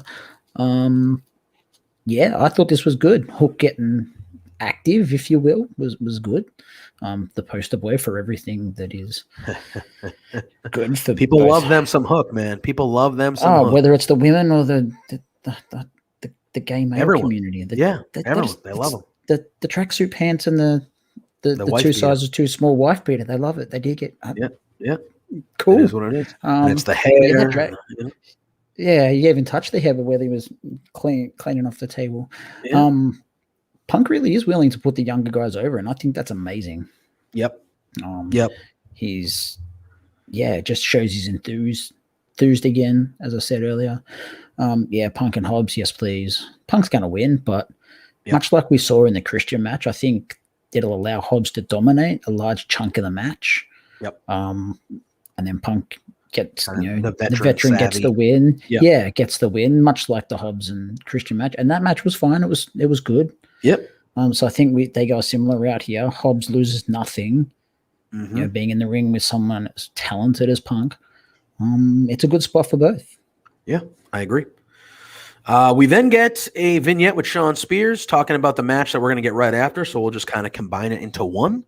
But before that, we'll do, Cody says, personally, would love to see Punk beat Hobbs and Starks and then put over Hook by taking the first L to Hook. Wow, that'd be something. What a moment for Hook. That I think the internet might explode if Hook got a victory. Hook. Yeah, send Hook. So Spears goes, he goes, you're calling me the generic piece of shit to Darby Allin. He goes, you know what? You're not wrong on both fronts. He goes, but this generic piece of shit is also the guy who gave you your first loss in AEW. And he goes, yeah, I did too. And he goes, and tonight we're going to get the same result. And then that leads right into the Sean Spears and Darby Allin match. I loved how Spears referenced it. They showed the video before the match of Spears getting that victory over Darby Allin. Another example, because I forgot, I forgot that happened. That was way back in 2019. I forgot that happened. But once they mentioned it and once they showed the clip, I was like, oh, yeah, shit, that did happen. Dang. Thank you for rewarding me for watching the show. Long-time viewer. Yep. Thank you. Because that is a thing elsewhere that does not happen. And no, you get your intelligence insulted. That is one of those little things that what was it? It was a 10-second video. It was a 10-second video. Yeah. Who did it hurt? It didn't hurt anybody. It didn't kill no time. It gave more, it just made the match and the situation greater. And as someone who's watched AEW from the jump, it rewarded me for watching the show, because something that obviously I knew happened, but it had completely gone to the back of my mind. It reminded me and it went, oh yeah, that did happen. And Darby Allin hasn't lost a lot of matches. He has not. And I love the fact that they said it was after he drew with Cody. Yes. That it happened. It made Spears dangerous. Yep. 100%. I thought that was perfect. I thought this match was very good. Sean Spears just has these really good matches. And, a lot, he doesn't win. He's underrated, and people just want to hate on him, and I don't know why. Yeah, I don't either. He's very, very good in the ring. He can cut a good promo. He's a big guy. He's got size. He doesn't end up winning. What's he like, 6'4"? Yeah, he's big. He's like 6'4", he's a sizable dude. He's like 6'4", 230 or 40, man. He's He's solid. Like Cody said in the match, when he said wiping the face paint off of Darby Allin, I thought was a great touch. Yeah. Attempting to rip off the lucha mask is common now, but wiping the face paint, it's just as dastardly. And when he was doing it, Shivani and JR were both saying, like, that's part of his identity. Like, that is part of who Darby Allin is that face paint. And I thought. And do you know what I saw on the Twitter in regards to this? People angry? Hate? I don't know. Why wasn't this a disqualification? That's a foreign object. The towel? Fuck off. That's what that is. This was amazing. It was very good. It's something like Cody said, you don't really see that. Like, I can't remember. That was, and it was clever. And it was like, okay, as you would expect with Darby and with Spears, hard hitting match. The beginning of the match, Darby Allin's getting thrown all the way around. He's getting thrown into the stairs. Spears is repeatedly kneeing him up against the stairs. Darby took a beating to start, obviously recovered that. His suicide dive is arguably the best I've ever seen, maybe ever. But the one that kamikaze. But the one where Spears was basically sitting on the steps when he did it, and they kind of flew over. Amazing stuff, which led to the coffin drop, which led to the victory for Darby Allin. Yeah, you knew Darby was going to win, but Spears, again, I thought looked fantastic.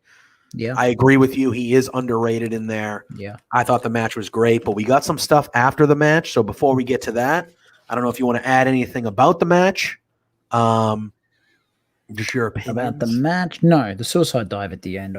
Awesome. While Spears was sitting on the stairs. The margin for error is just ridiculous. Yeah. I think you weren't alone there, Cody. Yeah. I was like, please don't die. Someone, please just don't die. Yeah. But I feel like I say that with Darby Allin matches a lot, where I'm just like, oh God, like this is going to be amazing, but don't hurt yourself. Just the way he tucks himself up and just kamikazes, it's ridiculous. It's amazing. So after the match, as Sting and Darby are in the ring, we see FTR show up. They have a little bit of a stare down, and then they start fighting. And somewhere during that, we see Tully hit Sting with a chair, and then Sting kind of turns around and goes, okay. And they start getting in each other's face, to which FTR kind of gets involved again, and they end up Spike pile driving Sting. Yeah. And then they, like Sean Spears did to Darby, they take a towel and they start wiping Sting's face paint off. Yeah. And they set up a match. Is this one on? This one's on Dynamite, right? Yeah. Next week, Arthur Ashe is going to be FTR against Sting and Darby. Should be a good one. Sting on the card. Had to. Yeah, it's the biggest Dynamite ever, biggest crowd ever. You got to do it. Yeah. You got, as Excalibur says, you got to give the people what they want. Yeah, man. Mm-hmm. I thought the match was solid. I thought the segment after was good. Yeah. FTR rules. Sting is awesome. Darby's on. Like, it is what it is. This is just a perfect little. It's all good. Yeah. Yeah. I feel bad because I'm like, man, I'm trying to think of like ways to critique and I just can't. It was just well done. The question is, who gets pinned? Honestly, I mean, I want FTR to win. So do I, but I don't. But they're not going to. They're not going to. But if I had the pencil, I'd have Sting take the pin. Oof. I would. Who's Sting? What the hell is it? Whether he loses, what the hell does that matter? He's Sting. Sting. Yeah. Well, you know what I'm saying? Just spot pole driving again. Yeah. Why not have Tully get involved? You know, whatever. FTR will do the lose. cheap heel thing. Yeah.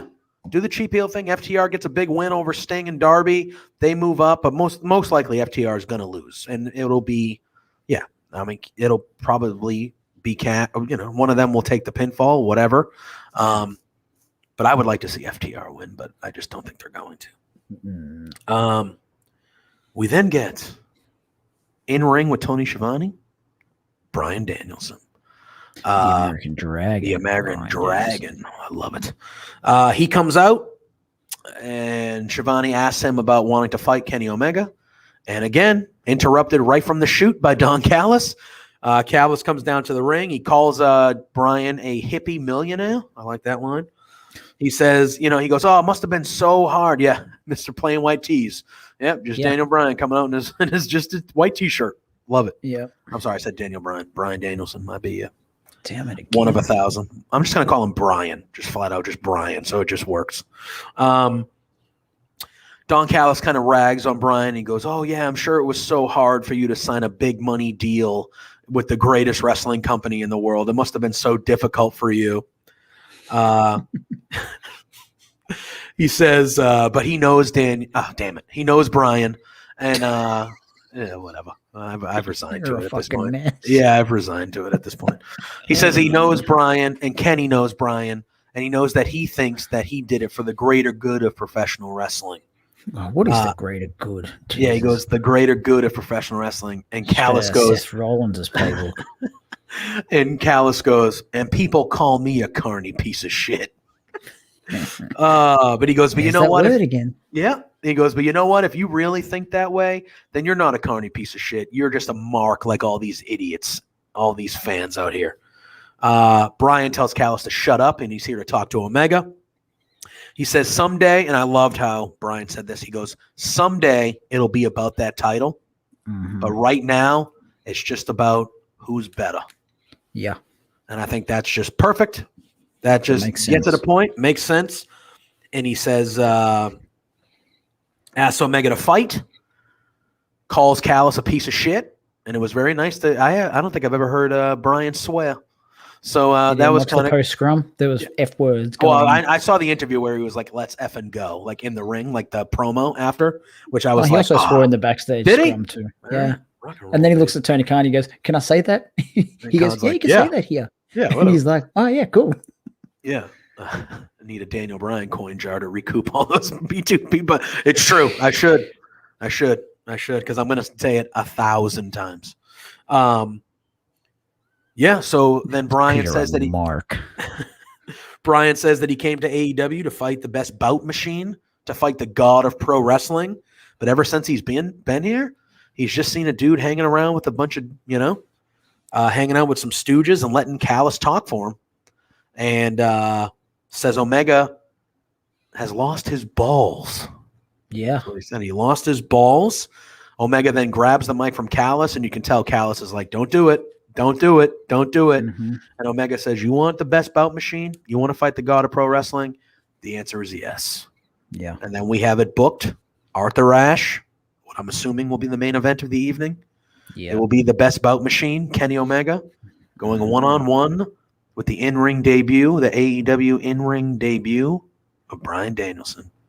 This is a dream match that people have been talking about for literal years.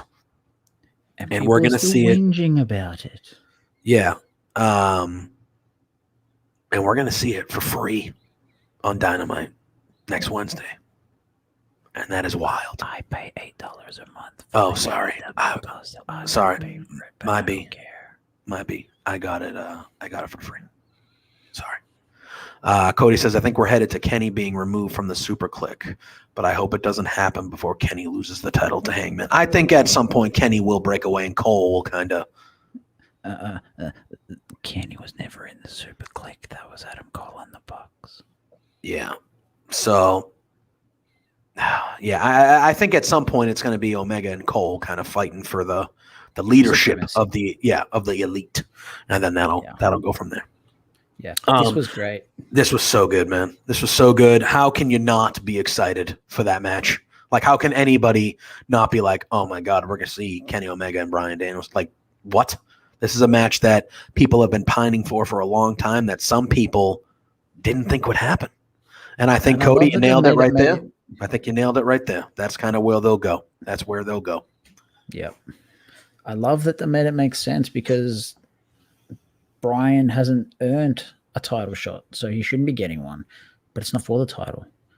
He just wants to know if Omega is as good as everyone says he is. And that's what we're getting. Omega is the champion, but this isn't about the title. And that's why Callis was like, no, don't take the match. Don't take the match. Because he knows that someday it probably will be those two for the title. And if Brian wrestles him now, he's going to know a lot of his tricks and what he's about. So later on when they fight for the title, that advantage goes away.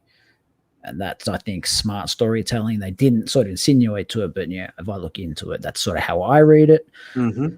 Excalibur calling Callis an ice water enema as he walked down the ramp made me fucking cry. Oh my God. Oh man, it's so good. It's so good. Yeah. I've also got written here in my notes, Danielson and Omega could just stand in the ring and stare at each other without saying a word, and I would still get goosebumps. It would be amazing. Yep, 100%. That's how I felt when I saw them when they went, and even after he said yes and they got like face to face with each other, I was like, oh my God. Yeah. I was like, it's going to be special. And like, it's going to be good. Yeah. And as I said, they've made sense when good matches that you've wanted to see for so long are going to be on, over in America, free TV, national free television. Just be happy. Mm-hmm. There's enough shit in the world about worrying about, this wrestling match didn't make sense. That just watch it. If it's going to be good, just watch it and smile. Yeah. And I feel like we've been hearing a lot of that rhetoric because next week, and again, this is an AEW show, but next week on both, we're getting a 6-man tag between New Day and Roman and the Usos, which is going to be ridiculous for free on Monday Night Raw. And then what? It's going to rule. I haven't watched a lick of Raw this year. I can't blame you. I will watch that match. Of course, and it's going to be amazing. Amazing. Does it make sense why the SmackDown guys are on Raw? No, not at all. No. Brand to brand invitation, whatever. I don't care.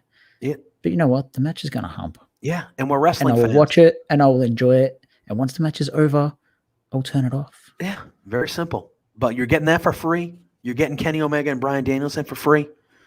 You're getting CM Punk on live TV wrestling for the first time in 7 years.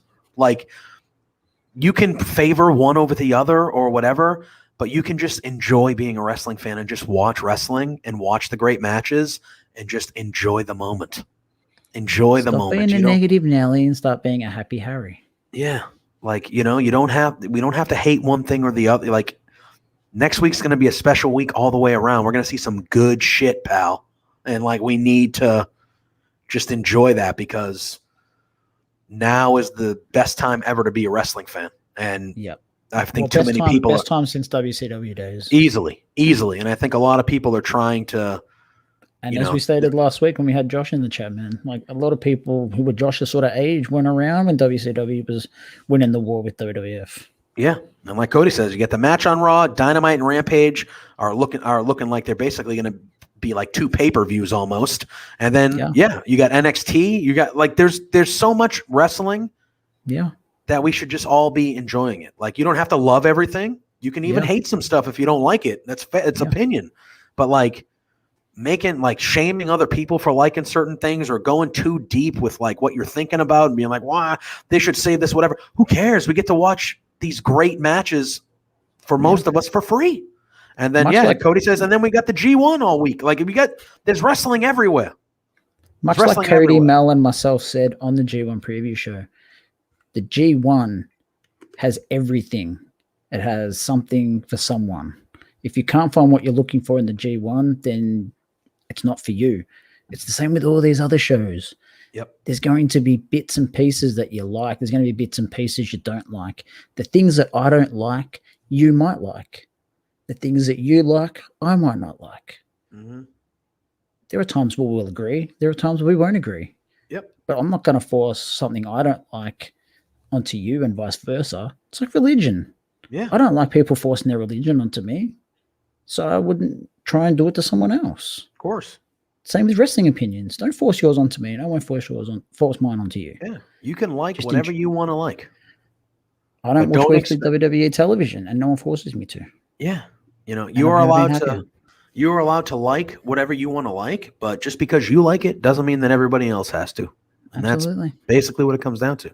So, and that 6-man tag is gonna make me watch a skerrick of Raw. So they've done well. Yeah. We then get a little vignette from Miro. He's saying every man that he's beaten have gone on to a better career. And he asks why Fuego is calling him out again. And then he also says that on Friday he's going to bash his brain and bash his car. Very short and sweet by Miro. We then get our main event of the evening. It is Eddie Kingston and Jon Moxley going up against 2.0. Look at these guys. Got the can a couple months ago, and now they're main eventing Dynamite against Jon Moxley and Eddie Kingston. The show rules. Yes. We get the big entrance from Moxley and Kingston coming through the crowd. Right as they get to the ringside, they are attacked from behind by Daniel Garcia and 2.0. Kingston is laid out, basically, and he ends up missing, like, basically the first half of this match on the outside after being laid out. So Moxley's kind of in there by himself, fighting off 2.0. I love the release suplex by Moxley. I think that's just such a cool move. Kingston, with being out, for the first section of this match, he does get the hot tag later on in the match. Then he takes out 2.0. I thought this was a good showing from 2.0. The match itself, it had the picture-in-picture, but it was a relatively short main event. It went, just over 10 minutes or so. But 2.0 had the advantage from the jump because of the attack. Then you had Moxley kind of building back up to get that hot tag to Kingston. Kingston clears house. They hit their little tag team finisher of the clothesline and suplex combination to get the victory. Crown or whatever they call it. Is that what it's called? Something, crown. Something along those. So they get that to get the victory. And then we got some post-match stuff where they're celebrating, and all of a sudden we hear, you're going to say the name of the song because I'm going to butcher it. So you can go.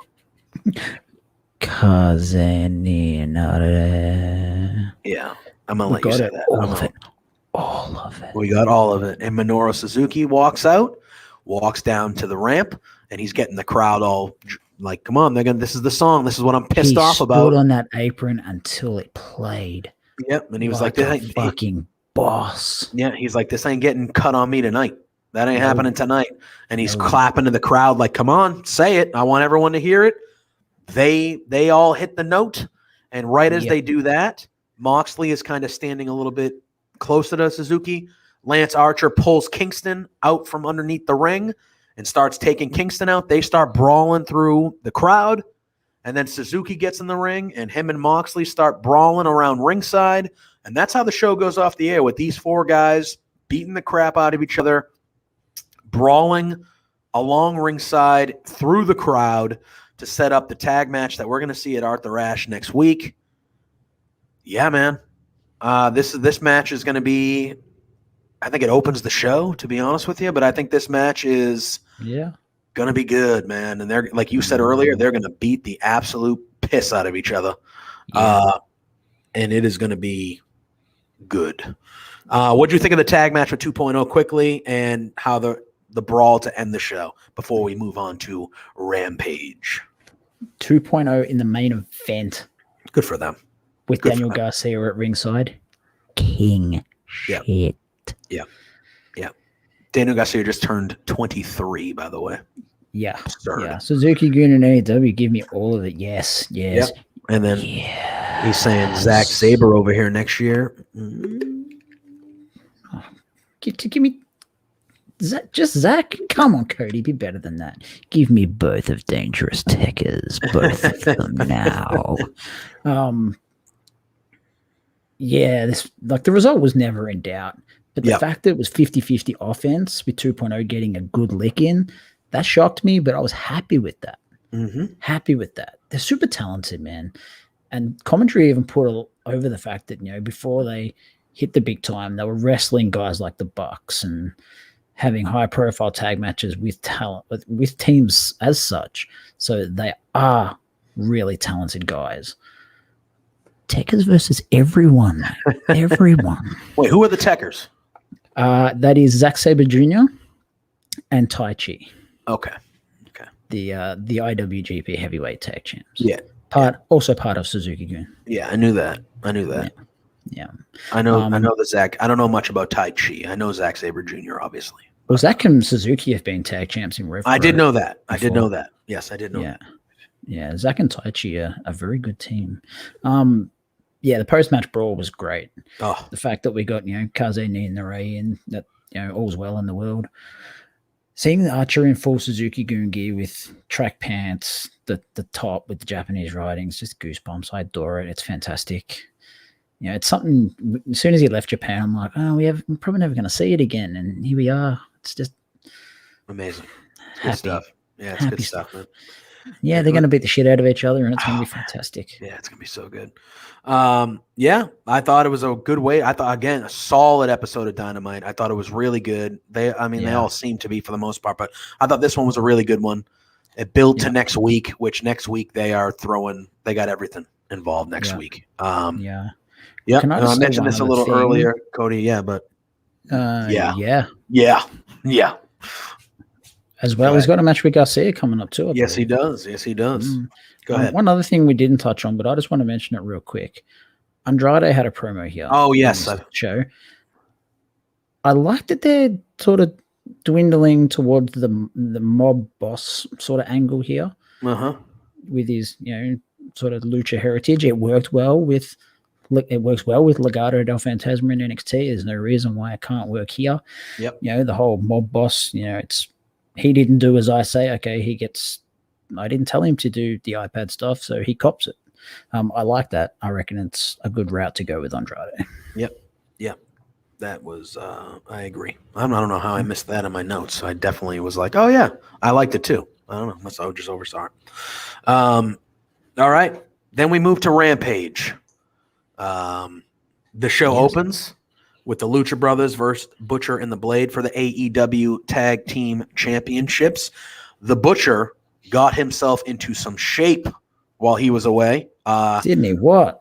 He looks thinner. He looks trimmer. He looks awesome, I thought. Yeah.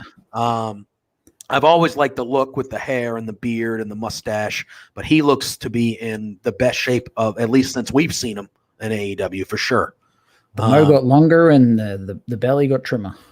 Yes, and he's also, and they mentioned it on commentary, he's also the lead guitarist from one of my favorite bands, Every Time I Die. Go listen to them. They're great. He's what? He's the lead guitarist in a metal band over here called Every Time I Die. Is he really? Yes, and they are I missed that. They're one of my favorite. Like, they're like a top 2-3 band for me of all time. Like, I love them. They're metal. Kind of got a southern list to them, even though they're from Buffalo. But they're awesome. They have a new album coming out like soon. It's going to be unreal. He's a legit musician. Oh yeah, wow. like touring. Like, yeah, I've seen them all over the place. Like big festival type shit. What is it? Like Fuzzy type shit.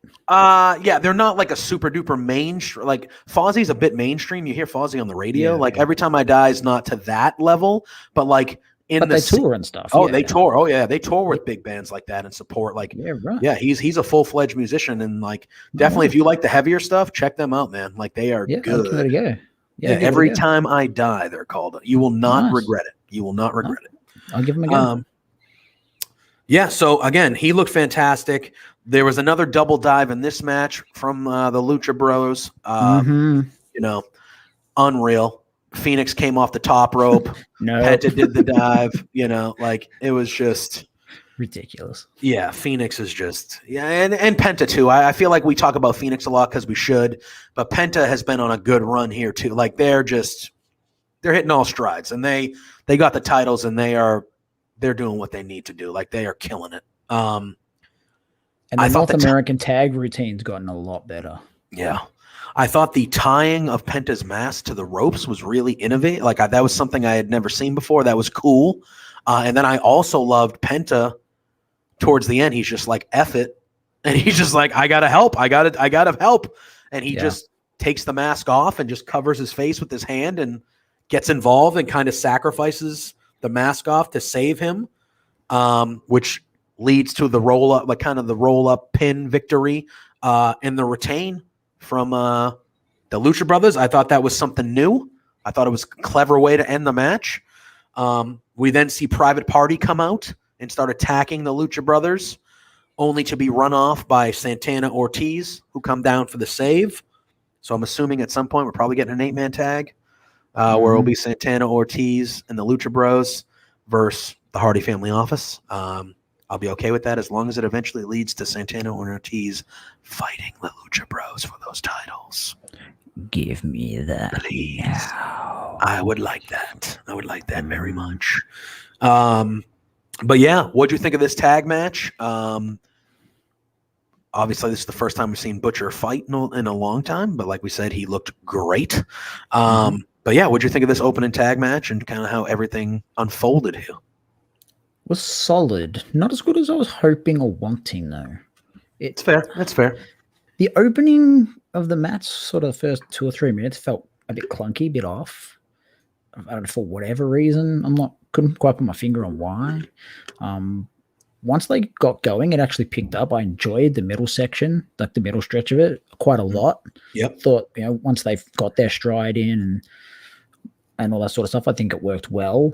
The ending with the mask being tied to the ropes, I think was, as you said, innovative. It was different.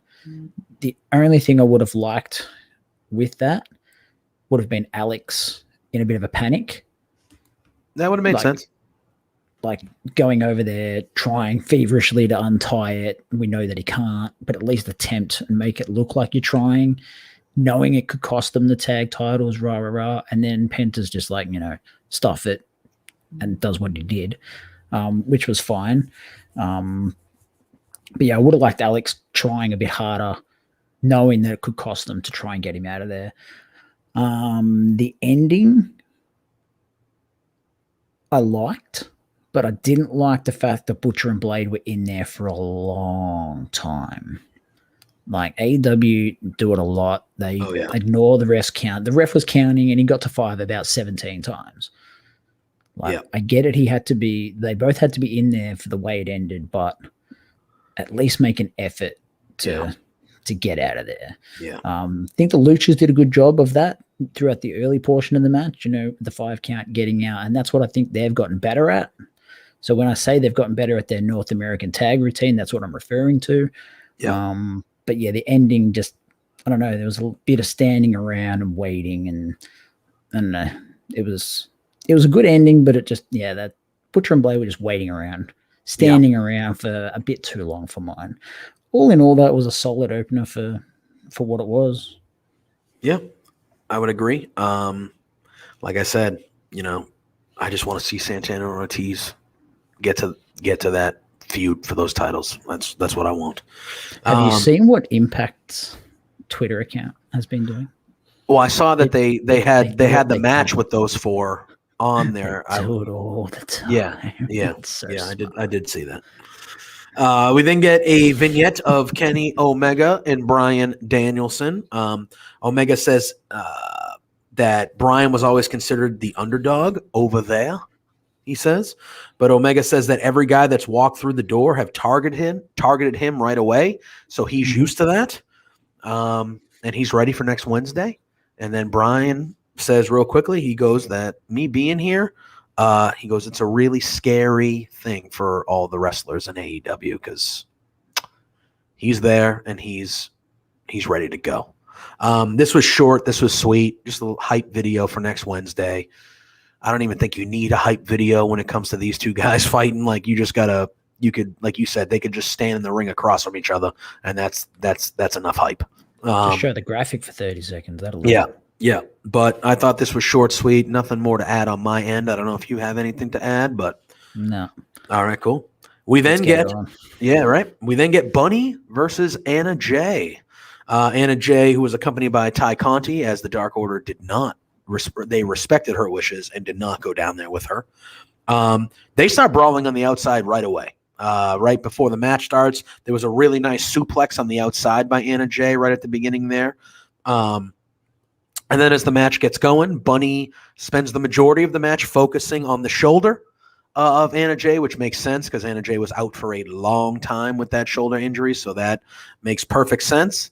I thought this match would have if she worked the correct. Yeah, I was going to say, right? She worked the shoulder without the tape on it, right? Was that what they were doing? Now, do you think that was just a mistake, Or do you think that was like, hey, she's healthy, but we don't want to potentially Part of me thinks Anna's not truly 100%. That's what I thought. I was like, why wouldn't, because I saw the tape on the one shoulder, and then she was I actually favoring the other researched one. it, and I actually went back and watched the video that they showed prior to that tournament to see what shoulder they were actually looking at. Yeah. And it was definitely the one she's got taped. So that's actually the one that's injured, but Bunny was working the opposite one. So I don't know whether But they've the done that for commentary a was particular playing reason. it off as that was the one that was hurt. Yeah. It was like they were making you think that she taped the wrong shoulder. Yeah. Well, yeah, that makes sense, Cody, I guess. That makes sense, but I honestly remember commentary like playing it off as she was attacking the injured shoulder. Yeah, like I've seen it in sports before. Like, person will have a shoulder injury. They'll tape the opposite shoulder, so people will go after the good shoulder rather than going after the bad one. So whether Bunny, being a psychotic idiot, thought that was the case, I don't know. But definitely the taped shoulder was definitely the one she had surgery on. Yep. So whether they've just said, don't work that shoulder for, we don't want her out again. And if that's the case, that's fine. Whatever.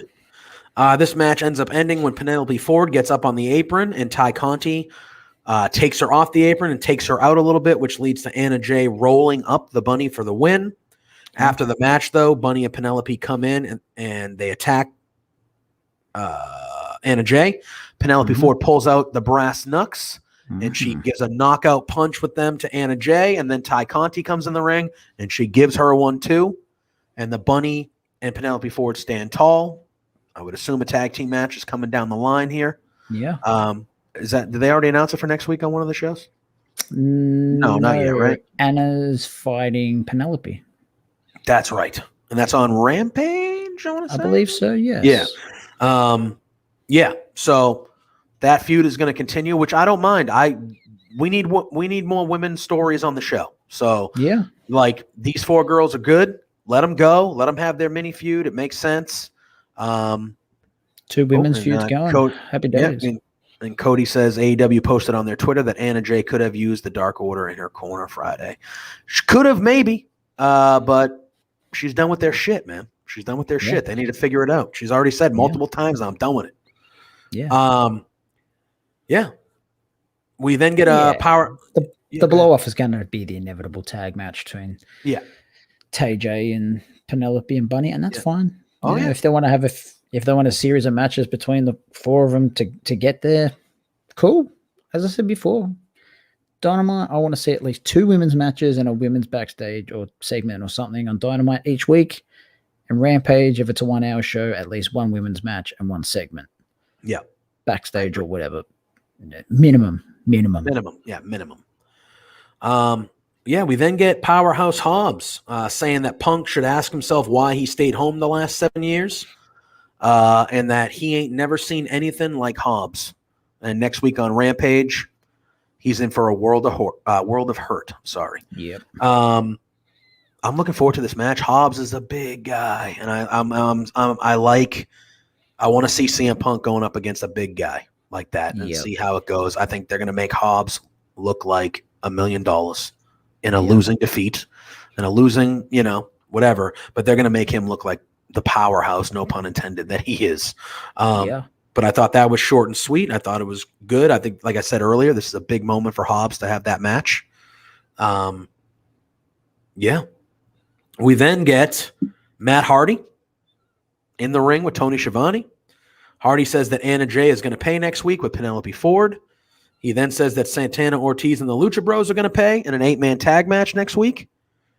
And he says that he sees an Orange Cassidy fan in the front row who's got the jean jacket on. He's got the look, the garb of Orange Cassidy. And he said that fan's pissing him off. So Hardy goes over there and gets in the fan's face, and the fan kind of gives him the little thumbs up, and Hardy just assaults this man, just throws him in the ring, and him and Jack Evans just start beating the crap out of this guy, and they take out a pair of, razor, whatever it is, clippers, and they start shaving this dude's head because Matt Hardy has made it clear that he wants to shave Orange Cassidy's head. Yeah. So he starts shaving this guy's head. OC comes down, and Hardy and Evans run off. So Hardy kind of built up a couple matches for his family. And then, we're going to get the Hardy Orange Cassidy match for, I'm assuming, for the hair. Yeah, man. What'd you think of the Matt Hardy segment? What'd you think of them assaulting this fan, shaving heads? Yeah. I thought it was, it didn't do nothing for me, but, Can someone explain to me why Matt Hardy, Jeremiah, welcome. Ditto for me. I wasn't sure about Hobbs at first either. I thought he was just some guy Moxley was going to bring along for the ride, and I'm all in now too, 100%. Yep. Powerhouse is the future for sure. Why did Matt Hardy take up 2/3 of this show? I don't know. He was out there for the tag title match. He was out there for the Bunnies match, and then he cut some random dude's hair. Why? I don't really know. I don't know. And again, I don't dislike Matt Hardy. I like Matt Hardy. I just don't want him on my TV for 33 minutes out of an hour. Yeah. And I think that's fair. When he's not even wrestling a match. Yeah. And I think that's a fair critique of how they're kind of using him more times than not. Yeah. I don't need this feud. Yep. I really don't. I just have the match, have the gimmick, have Matt Hardy lose, or have Orange Cassidy's head cut. I don't care. Jeremiah and Cody having the same idea. He bought 2/3 of the show, Big Money Matt, and then Hardy Family Office is buying all the TV time. They got the same thought. They're good. That's the same thought process. I like it. All right. And the audience for being right. Oh yeah, I just didn't need this. Yeah, Anna Jay and Bunny could have got an extra 5 minutes. This was trash. Yeah. You know what wasn't trash? Oh, no. Britt Baker, Ruby Soho segment. That was not trash. Yes. Yeah, baby. I would make an argument that this might have been the best thing that happened in all of AEW television last week. Oh, did you break your chair for real? You broke it? No. It just the hydraulics are shit. So sometimes my fat ass makes it go down. So we get them both out in the ring. Britt welcomes Ruby to some TV time. Savage. Britt says that Ruby's desperately trying to fit in everywhere. Says that she changes her hair all the time, gets all these new tattoos. Ruby then interrupts Britt and says that Britt always reminds everyone every week who she is because she shoves it down our throats every week. Says Britt is wrong and she knows exactly who she is. But up until now, she just hasn't had the freedom to show it. Ruby says, yep, I agree. Ruby says on the surface that Britt looks like everyone she's ever messed with. Entitled, self-centered, and banging some dude in the back. Facts. Yeah. Britt says that she's lying to everyone, including herself, because she has the audacity to call herself the runaway. She said she isn't running away from anything. She got fired. Facts. And then Ruby says, you're right, Britt. I did get fired. And it turns out that it was the best thing that's ever happened to me. And it led her to this moment when she's standing in the ring eye to eye with Britt. Ruby says she's surprised Britt can see anything with her head so far up Tony Khan's ass. Facts. Says Britt can call herself all the nicknames she wants, but after next week, she won't be able to call herself the AEW Women's Champion. Maybe not so much factual. Yeah. They get in a little scuffle. She takes Britt down, and Britt gets out of the ring, and Ruby Soho ends the segment holding up the AEW Women's Championship. On my notes, I wrote money segment. Ruby was unreal in this. In her career-defining moment up until this point. I thought she was ready for this promo. She killed it. I thought this was incredible. And Britt is always good, and Britt was good here too. But this was the best I've ever seen Ruby in all facets when it comes to her mic work. She was ready for this promo. She nailed it. That was a money segment. That was a money segment.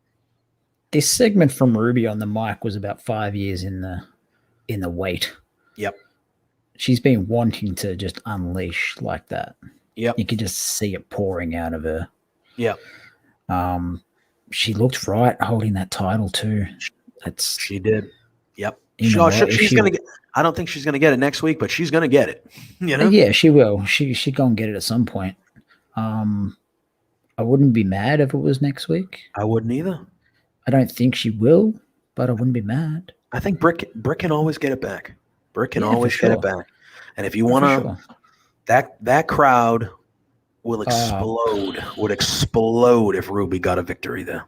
Yeah. Explode. Yeah. This was a legit roasting session. It was so good. It was so good, man. Even the four members commentary put it over. Taz thought it was fantastic. Jericho thought it was amazing. Yeah. Ricky Starks was in shock. Mm-hmm. Yeah, it's arguably probably one of their best signings for the division. I would agree. If in a long time, she's a veteran. She can work. She can talk. Apparently, yeah. She can cut a promo. Talk, apparently, yeah. Yeah. And she's just like Punk. She's happy. And you know what? Like, it's the simple things, like TK just allowing her to go out there and wear what she was wearing. You know, a thin strap top with all her tattoos and stuff showing. Which a lot of the times in WWE, she was in long sleeves and. Yep. All this sort of stuff, like they do with Rhea Ripley. They cover her leg tattoos and all that sort of stuff up. He just allows her, be yourself, go out there, be yourself. Be you. Yeah. Like she had the midriff, it was cut off midriff. You could see the tattoos all, along near her belly button and all that sort of stuff. And it's just, people relate to that because it's just her being her. Yep. And that's what people want to see. But yeah, this segment was good. Yep. Jeremiah says that Britt has carried the women's division. Yes, she has. Yeah. And then Cody says, does the women's title make the most sense as the title change hands at Arthur Ashe? I mean, I think it's the only title being defended on both shows, right? Is it the only one? I think so. Yeah. I mean, look at if you're making me pick right now, I don't think Britt is losing the title. I just don't. No. But I don't think it would be a bad thing if she did. Like, I don't think it changes her status. It cements Ruby as. For as much as Britt has carried that division, her reign hasn't been ideally great. No, the match with Statlander at All Out was amazing, and this build with Ruby is amazing. Like, so it's starting to get to that level. So I would be shocked for them to take the title off her now, because I think that reign that we were kind of all expecting from the jump is like really starting now. Like, it's really like. Yeah. I don't expect her to lose it until they revisit the Thunder Rosa program, which from all accounts is going to be next year. So I don't expect her to lose it. But whether Ruby wins or loses, at the time when it was proclaimed she was going to be the Joker, I was like, I wouldn't have Ruby win, because then, you got to, she'll end up losing a Britt, and I'm ideally not for that. But if she lost to Britt, I'm now convinced that after a competitive match, she can go close and lose. And then you can start building her up again. She can start, winning matches, Dark, Dynamite, Rampage, so on and so forth, and just work her way back up. Yep. Plenty of time. I think that's the way to do it. If they wanted to go there, it's going to be so good. Jeremiah says, not to crap on people's faves, but there's been no competition in the AEW's women division till now. I don't think that's a talent problem. That was a booking problem. As you saw in the Casino Battle Royal, they have plenty of talent. In that AEW women's division. Mm-hmm. They just they get one match a week. Match a week. It's a short match most of the time. It's been more of a booking. They like we talked about earlier, they need to put more women on the main shows. There needs to be 2 women's matches at least on Dynamite. There should always be one on Rampage, or at least a segment like we got with Ruby Soho and Britt Baker, where they shined. I thought this was easily the best segment of the whole Rampage. That at least needs to happen every week. Week. And until they do that, that's what there's going to be issues. And it's not issues because they showed the strength of their division, and they're starting to intertwine multiple stories, which I like, but we need to see those stories play out on the flagship shows, not just on Dark and Elevation. And that's my gripe with the 2 shows next week. Their biggest shows, arguably weekly shows ever. Biggest crowds, at least. They've got one on Dynamite, one on Rampage. Yeah. And I get it. Like they got a lot of big stuff going on. Yeah, you need more. There should be 2 at least on Dynamite. Yeah. There should be 2 at least. And Rampage is 2 hours next week too. There should be 2 on that show too. So anyway, well, you've got Anna Jay versus Penelope. Why not have Conti versus Bunny? Yeah, that would make sense. I know they wrestled a little while ago, but they're 1-1. Yeah, let them have a rubber. Yeah, or something, anything. Yeah. Or have Anna Jay and Penelope fight on Dynamite, and then they have a tag match on Rampage. Boom, that's it. Like whatever you can do a lot of things. So we then get a preview for the title match, which is the main event of the evening, the TNT title match between Fuego del Sol and Miro. Fuego is risking his car in the match, says he almost got him before, and tonight he will beat him for the TNT title. Miro then says that Fuego means nothing to him, and the only reason he accepted this fight is because he loves celebrating championship victories with his god up high, and his wife down low. That was so good. Fantastic. We then get the main event of the evening. It is Miro. It is Fuego del Sol for the TNT Championship. As expected and as kind of what we saw, Cody, after what we saw with the pay-per-view that Mickie James built that would be nice. Weeks ago, it would be a good get. That would be a good get. I think she's just a tiny bit busy with one Miss Deonna Purrazzo right now. Yes. She has to get through some stuff. But I just want to say one thing to you. It's nice of you to remember that they did a pre-match promo. Yeah, right? Yeah, it's pretty good. I don't know how I missed that. I really don't. I watch it every week. I take notes on it every week, and I was like, wow, that was new, huh? Oh, man. As expected, and a lot like the first match we saw, this one went a little longer. Too long. I would agree. But Fuego used his speed to frustrate Miro. He runs him into the post a few times, hits a Hurricanrana on the outside, but then Miro kind of catches him flying off the ropes and into a huge fall-away slam on the outside. That was good. It was really good spot. Fuego hit a DDT, which had kind of been the kryptonite of Miro, Achilles heel kryptonite of sorts from Miro. So he hits a big DDT and gets the upper hand, but at the end, Miro overpowers him. He hits that big super kick to Fuego del Sol's head to end the match. After the match, Miro grabs the keys of the car that he just won from Fuego del Sol, and he shoves the keys in Fuego's mouth, which was gross. Yuck. Gross. Yuck. And then he puts him into the submission and rears it all the way back like we've been seeing him do. And he will not let it go. And then all of a sudden, we get the best friend, Sammy Guevara. Sammy Guevara. He runs out. Miro, shockingly, just kind of takes off. And he leaves the TNT title in the ring. And Sammy Guevara checks on his friend. He sees the TNT title. He picks up the TNT title. The crowd goes, oh, shit. I kind of like this. And he holds up the title. Crowd pops. You said earlier when we were talking about Miro on Dynamite, you want to start seeing him fight people he's never fought before. Sammy Guevara is someone he's never fought before. He's also not ranked. Yeah. Damn. Yeah. Well, Miro, I feel like, has fought a bunch of guys that weren't deserved. Like, was Fuego ranked? He's fought Fuego twice on the title. Did I want to see Fuego's match either time? No. Yeah. Yeah, but I mean, Sammy Guevara and Miro, sign me up. I'm all in. Yeah, for sure. I mean, sign me up. It's going to be great. Sammy should lose. Miro should hold that title until he's ready to hold the world title, in my opinion. Until he's dead. Yeah. But yeah, no, I thought, the match I didn't need to see. I thought we could have saw maybe somebody else, but it makes sense if they're going the Sammy route that it would be the best friend of Sammy, like kind of on screen, So it made sense with where they're going. I am super excited for Sammy Guevara to be fighting Miro and being in a title picture.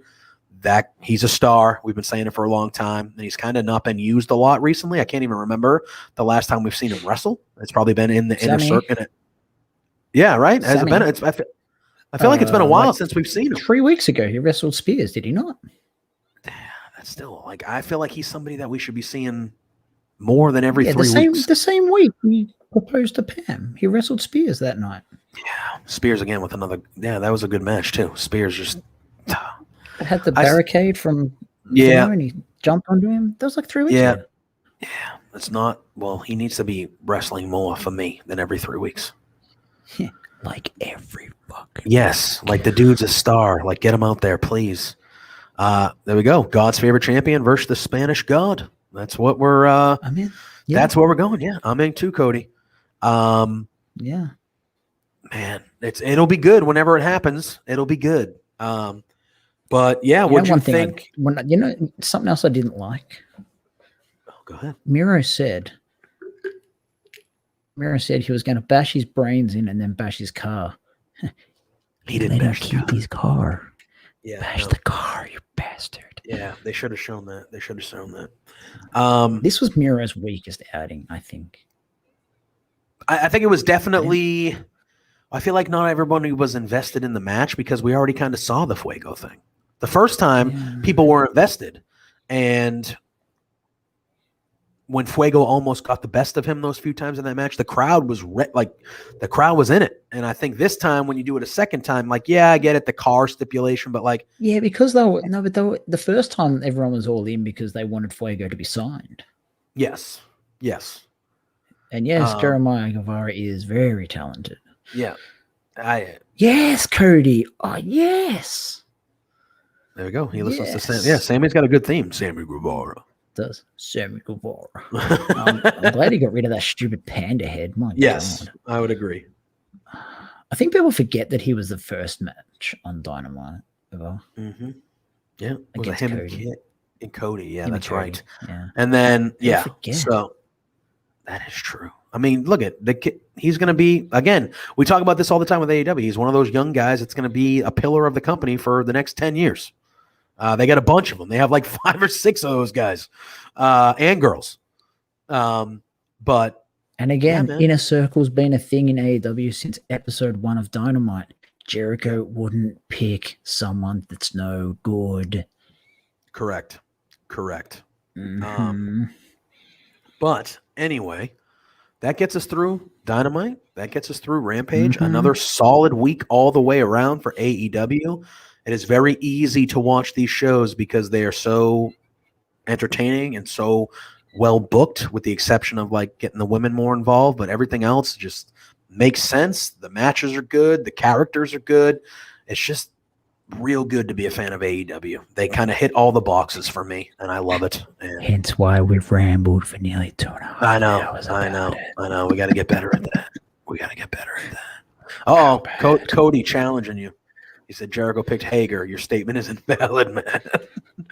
All right. Well, on that note, let's tell our surprise, and then we'll get the hell out of here then, because Cody's angry at us. Next week, as long as Spencer's not angry at us, I think we're okay. No, if Spencer doesn't, if Spencer allows me and Pluggo to get back on the show, to get back on the thing every week, I think we're okay. I think we're good. It's fine. Yeah. So next week, obviously a huge week on the AEW Drop side. That bomb. Yeah. A huge thing on the AEW side of things. Dynamite and Rampage taking place from Arthur Ashe, their largest audience for Dynamite ever. Rampage is going to be a special 2 hours as well. Next weekend, my little sister, my baby sister, is getting married, so I'm not going to be around on the weekend. So Matt and I, we decided that because of the occasion of the sister's marriage, we're not doing a show. You're just going to fuck off.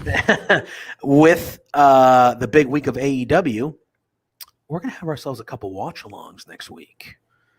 Matt and I will have a live watch-along here on Wednesday for Dynamite, and we will have a live watch-along on Friday for Rampage. So that's how we're going to do the Weekend Elite Report next week, is by live watch-alongs with the show. We'll obviously be kind of shooting the shit. If you want to hop in the chat, ask us any questions about anything. We're just going to be watching the show, enjoying the shows, talking about the shows, and talking about whatever you guys want us to talk about. We can talk about literally anything. Doesn't have to all be wrestling, as we'll be watching the wrestling live. But yeah, dude, we're looking forward to it. We're going to have a couple special watch-alongs next week. So please join us in the chat. I'm sure you'll be seeing a ton of promotion for that over the weekend and leading up to it. It's not going to be watch the show show's over, we're gone type thing. Yeah. We're probably going to hang around and talk some shit. Oh, yeah. We'll probably come on maybe 10, 15 minutes earlier to make sure, if you're going to join us, to get everyone in the chat before the show starts. It's just going to be fun. We're just going to be here as fans like everyone else, just, shooting the shit, watching some good shows. And Cody, to answer your question, they're going to run from 10 to midnight, at least on the East Coast. They're doing still a 10 p.m. starting time for Rampage, so that'll be kind of a later night, but it's Friday, so let's party, guys. Let's party. It's Friday and it's Saturday, Sunday. What? Yeah, they're not going to start earlier. SmackDown's on. Yeah, they're gonna wait so the SmackDown people can turn on over if they're planning it, and not to be against it, but yeah, man. And the cards for both nights are insane. The crowd for both nights, I think even though they're taping it on the single night, it's gonna be insane. Yeah, man, I'm looking forward to it. Watch-alongs are fun, and I think this is going to be a fun time.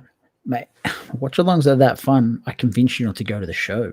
That's how good that is. That is true. I was contemplating up until yesterday, like, I got to go to this freaking show, and Matt was like, "Well, let me know, because if you don't, I think we should do a watch-along." And I was like, "That's a great idea. I'm not going to the show."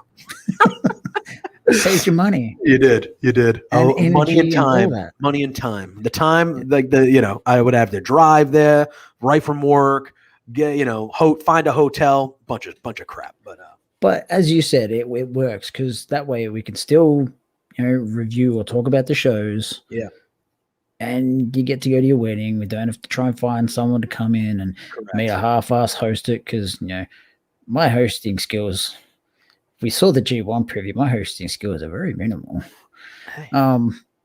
But it'll be you and I, and we're just gonna talk to the people about some good wrestling shows. Yeah, dude, I'm very excited about it. So be on the lookout for some more promotion of that. But that's how we're gonna roll next week. Matt, anything else you want to say to the people before we get out of here? Cody, trying to get back in your good graces, putting you over. Thank you, sir. Thank you. I hope Cody, Mel, and myself are going to be back here in some way, shape, or form in the next week or so to recap what's gone on in the G1 thus far. I'm hoping that's what we get a chance to do. Or whether it's just me and Cody, or whether it's Cody and Mel, or whether it's all three of us again. Hopefully, I'd like to do it again, because it was a lot of fun. Mel, if you didn't catch it, is super knowledgeable when it comes to New Japan. And she did her research. The amount of notes she had for the show was just ridiculous. But yeah, that's what I'm hoping to do. Otherwise, I'm here with you on Wednesday night, Thursday morning for me. And then again, Friday night, Saturday morning for me. Yeah. Well, Saturday afternoon. So we call it dedication, folks. That's what we call dedication. All right. Matt stays up super late. Yeah, Matt stays up super late to be a part of this show with me. And us here at Love Wrestling, because he loves wrestling and he does it. And I know 2 a.m. is late, and a lot of these times for him, he needs to work in a few hours. So I appreciate him doing that. Next week's going to be a lot of fun. But until then, follow us on Love Wrestling. In just about an hour's time, at 1 o'clock Eastern Standard Time, there will be a Sunday brunch, which is the flagship of this Love Wrestling community. And go to lovewrestling.ca, watch all of Spencer's great interviews, read the articles, buy the merch. You can find me. I'll be here Wednesday doing the live watch-along with Matt. I'll be here Friday doing the live watch-along with Matt. On Thursday, right in between, it's going to be Between Two Beards sandwich of the Weekend Elite Report, sandwiching Between Two Beards. Cody, who's been in the chat and did the New Japan stuff with Matt. On Tuesday, he's part of the NXT review right after NXT 2.0. Blowing off stream on Saturday night. I was a part of it for the first time in a while last night. A lot of fun. Man, we got good people doing good stuff all the time, guys. So support us on all the platforms. Thank you for hopping in. Thank you for being involved in the chat today. Matt and I obviously very much appreciate it. Week 2 of Matt being back. I missed him a lot. I'm glad he's back. I'm glad we're hitting our stride, doing our damn thing again. But until next week, Peace out. Peace.